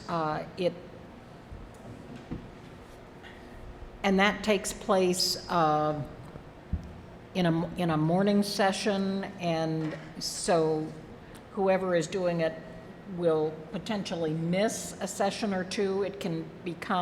It's a very interesting process that they use for electing officers, and with frequently a series of votes, because they'll have a large number of candidates and you have to get a certain percentage to go on, and sometimes I was there once and one of the lead candidates dropped off during that process. It was very intriguing, shall I say. But you just need to be aware when you agree to do that it will mean missing a session, one of the learning sessions, because it happens at the same time as the conference is going on. yeah, right. So, but at the same time, it's not an early before No, conference. it happens during the regular conference time. Okay. And the only reason I'm not going is because I only have 2 meetings left on the board, and I frankly didn't want to use the college's resources when I won't be able to contribute anything that I learned at the conference to the board. So that's why I'm not going. That example was set by Larry Wood, and I'm following it, so he doesn't haunt me, which he would. Yeah, he will anyway, so, okay, yes, I'm sorry. Chair Peterson, I believe that you will be our voting delegate as chair of the board. Oh, Congratulations. Well, gee, Saw that train coming. I think I heard a train go through. Okay, well, all of that was for nothing then, so thank you. I appreciate your confidence in me. You're welcome. Okay, getting close to the end here, and progress on board priorities. Anybody want to comment? Obviously, professional development, one of the things is to attend the various conferences, and we're certainly doing that and having a good representation of our board. In fact, I think everybody was in Washington, weren't we, I think? Yeah, I believe so. So, anyway, Advocating for the community. Obviously, we've heard lots of comments about from Gene and Mark, and Lyle too, about their conversations with the community and telling everybody what a great job we're doing. There's also, let's see, the last Wednesday of the month, or what, dang it, there's just this invitation to various town boards, and I'm sorry, I can't remember what the dates are now, but I think you're referring to inviting the municipalities to the last Wednesday in October Right. to Mike's conversation about all the projects that Ames yeah. is involved in as far as capital. And then there's, Mike also set up another time at the beginning of December. December 4th. December 4th, okay. So, those are certainly good opportunities to advocate for our college. You know, we hear how we're doing every meeting on the strategic plan, and we're doing well, very well, in fact, so I just think that's wonderful. And we certainly heard a presentation about the building plans, shoot, I can't even remember what it, anyway, you guys know what I'm talking about. So, any comments from anybody? Yes, Gene.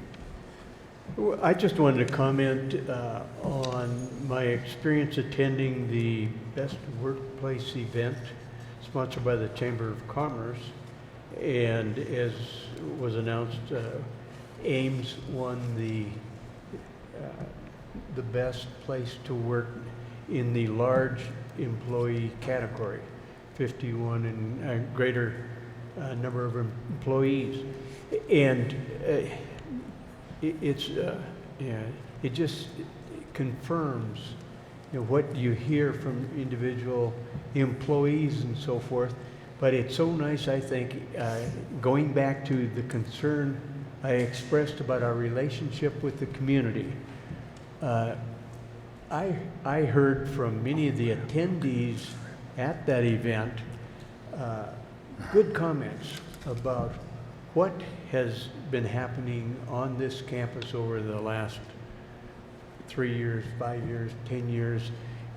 People are very impressed by the good things you all are doing, and my concern about maintaining that strong relationship is why I brought up the point of delaying approving our building project. I think we're probably going to end up, if it's not with the project as designed now, because we found some opportunity to cut some costs, that'd be great. But we need to stay in close contact with this community so that we continue to get their support for all the other, the new things that are going to come up, and we're going to need their support to move forward with it. So I was just very impressed with the comments that I heard from those business leaders that were in attendance. And good job to all of you in, again, being selected as the best place to work. Super. And let me just tag on to your comments about being in touch with the community. One of the challenges of serving on a board and representing one geographic area is the push-pull between what's good for my area and what's good for the whole. And that's part of my dilemma with the event center is, yes, I believe it's good for the Greeley part of the college and probably Windsor, which could use it, and Loveland might use it, but is it good for the Fort Lupton and east of there part of our area, of our taxing district? I think if I ask people in my community, they would be a little more hesitant about it than people in Greeley, where, yes, in Greeley, I believe there is a need for better event facilities, whether that's the college's responsibility. Maybe yes, maybe no. I'm not convinced on that. But for me to go to the Fort Lupton Chamber of Commerce and say, "Oh, I just voted to spend, X amount more or X amount period on an event center in Greeley," that's a challenge. And so I just want to say that's part of the dilemma that I face representing a part of the county. And I keep going back to some of the geographic maps that we got as we were discussing the airport and what's the concentric circles of distance and time from various parts of our taxing district and service area to looking at getting to Windsor or even to Greeley. And we're kind of outside those rings. And if Fort Lupton is outside those rings, Hudson is outside those rings, Keensburg probably is, and there's a whole lot of territory that way and northeast as well that where they're paying taxes, and I think the southern part of the county is still contributing a great deal in oil and gas revenue to the county, and so I have to figure out the balance between what's good for the college as a whole and what might be or might not be helpful to my part, the people that I more directly represent. So that said, I'm sorry that I missed events. I was out of the country. I'm not sorry I was out of the country, but that's why I wasn't at Fall-In or things like that. I did get back for the balloon launch, which was just awesome, and it was especially fun for me because I had just been on a balloon ride over the Serengeti. Not to drop names or anything, but it just made it a very different and much more fun event for me. And I would encourage trustees to also read the Cleary Report, which just came out, which is, again, just fabulous. And yes, I'm sure it will be on next month's agenda, but it is available now online. And again, kudos to everybody in the college for making that, making it possible for that report to be as wonderful as it is. Thank you. Okay. I tell you what, I think we've sort of jumped ahead on the agenda a little bit. We're into board comments, and which is fine. I don't have any problem with that, except that I jumped a item on the information items, and that's topics and date for the January board retreat. And let's see, what we're set now on the 29th, 26th? January 29th, Chair 29th, Peterson. okay, yeah. So, well, which is on our board calendar, but make sure you got that on your personal calendar. We obviously will have one new member, so should there be some kind of activity or a part of the agenda to help that new person Absolutely. get acquainted and up to speed, and I'm sure she will be in conference with Dr. B to help again with that. Any other things that jump to anybody's mind? Not right offhand, but I would reserve the opportunity to send in suggestions through the chair. Okay, that's fine, sure. Any time you want to give me a whistle, why, that'll be fine, sure. But not in the middle of the night, okay? When you think of something, I mean, wait until morning. Okay. Okay, let's go on with the comments from board members. Anybody else? Sure. Okay. Well, obviously we had a great meeting. Appreciate the the dialogue on the board. It's, you know, I'm glad we do that. I'm glad we had that in-depth dialogue and get everything out on the table, and it's all a thoughtful process, as it should be. I'd like to comment on Carol's comments a little bit. I certainly understand where Carol is coming from.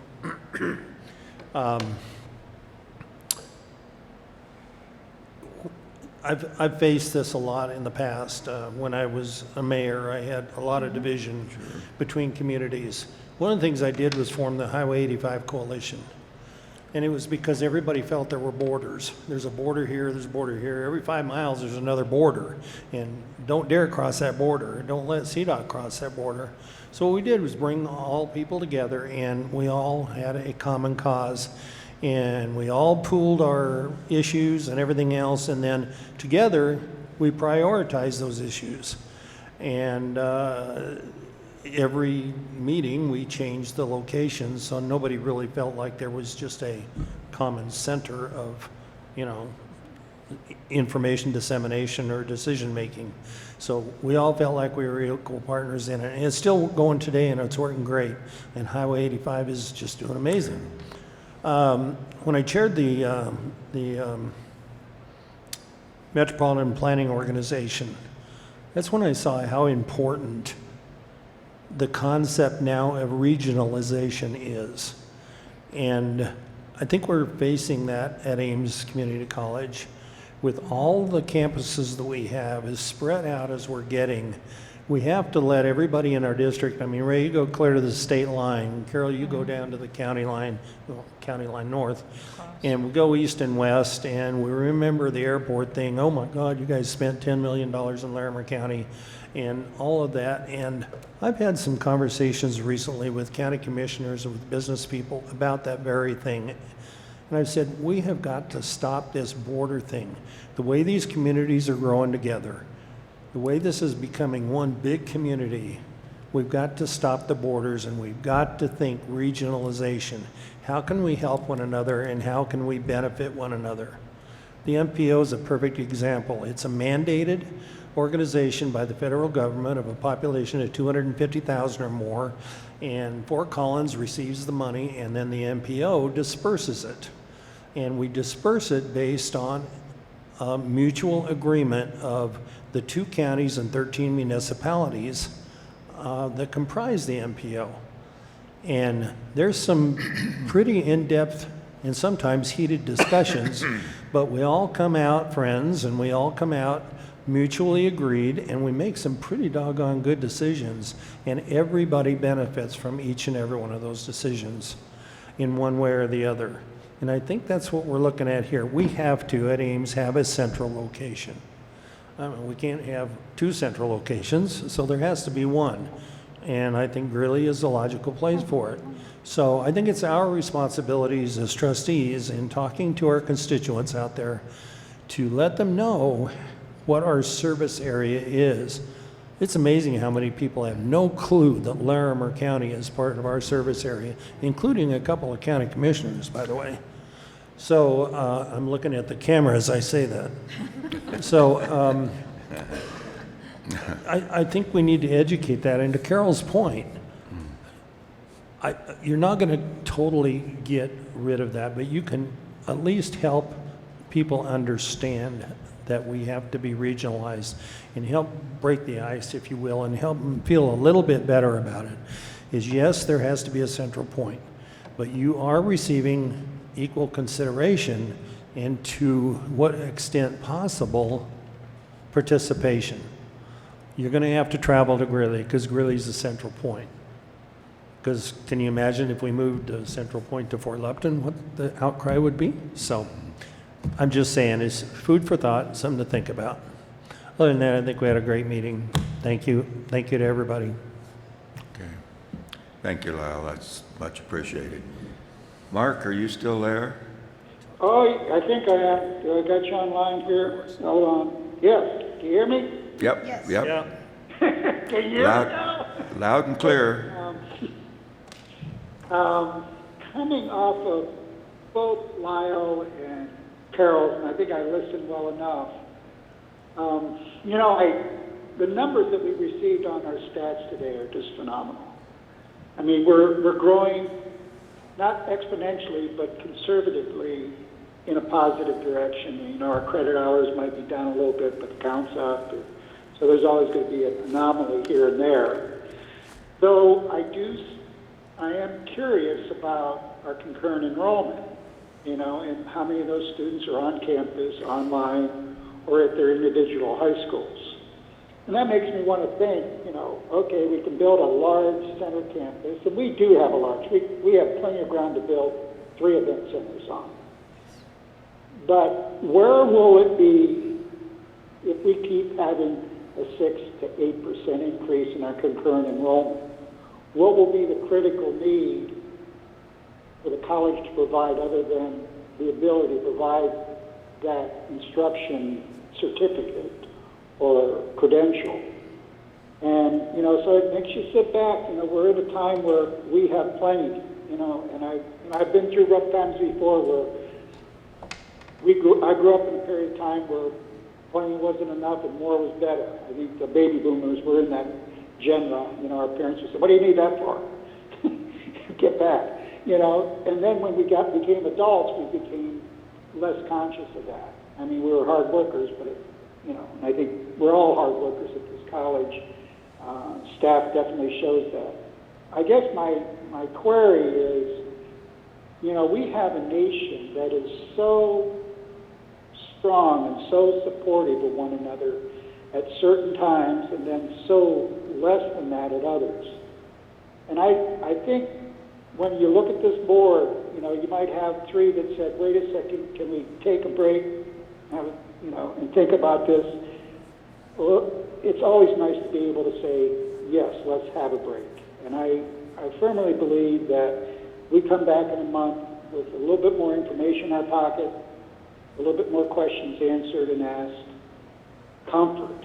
You know, if you're not comfortable, it's best to hesitate in this context. But long to short, I am worried about those students that are at the high schools. How are we going to provide for them if they become 50% of our enrollment? Where does that work in the school districts that are starving for capital, starving for space usage? That's a question I ask. That's why I say, you know, where are all these students? The statistics that we get, you know, I appreciate those, and I try to pay attention to them. There's something that I listen to. It seems often enough that I might ask the wrong question at times, but I think I gather as a group for the better. Again, you know, what you guys came up with in the last 30 days, thank you. It gave me a lot more reassurance in the questions I need to ask further and the ability to pursue your goal, which is to see your vision in light of our community. And I guess that's enough for now. We'll be in touch this month. You know, the board's going to be on a semi-retreat together in San Francisco, so I think that time will be appreciated by us all too, as well. Okay, thank you, Mark. I don't know as I have anything specific to report on, but once again, I would just congratulate everybody and tell them what a terrific job you're doing. It's just incredible how, I think Lyle said, how much this institution does, and the planning, I think, again, for the future is just absolutely incredible, and it's absolutely the way it should be done. So, anything else? Comments? How'd we do? Anybody want to comment on the assessment of the board meeting? Everybody get the information they needed? I'm sorry, say it again. Never been a board do any better. Okay, good. I'm glad to hear that.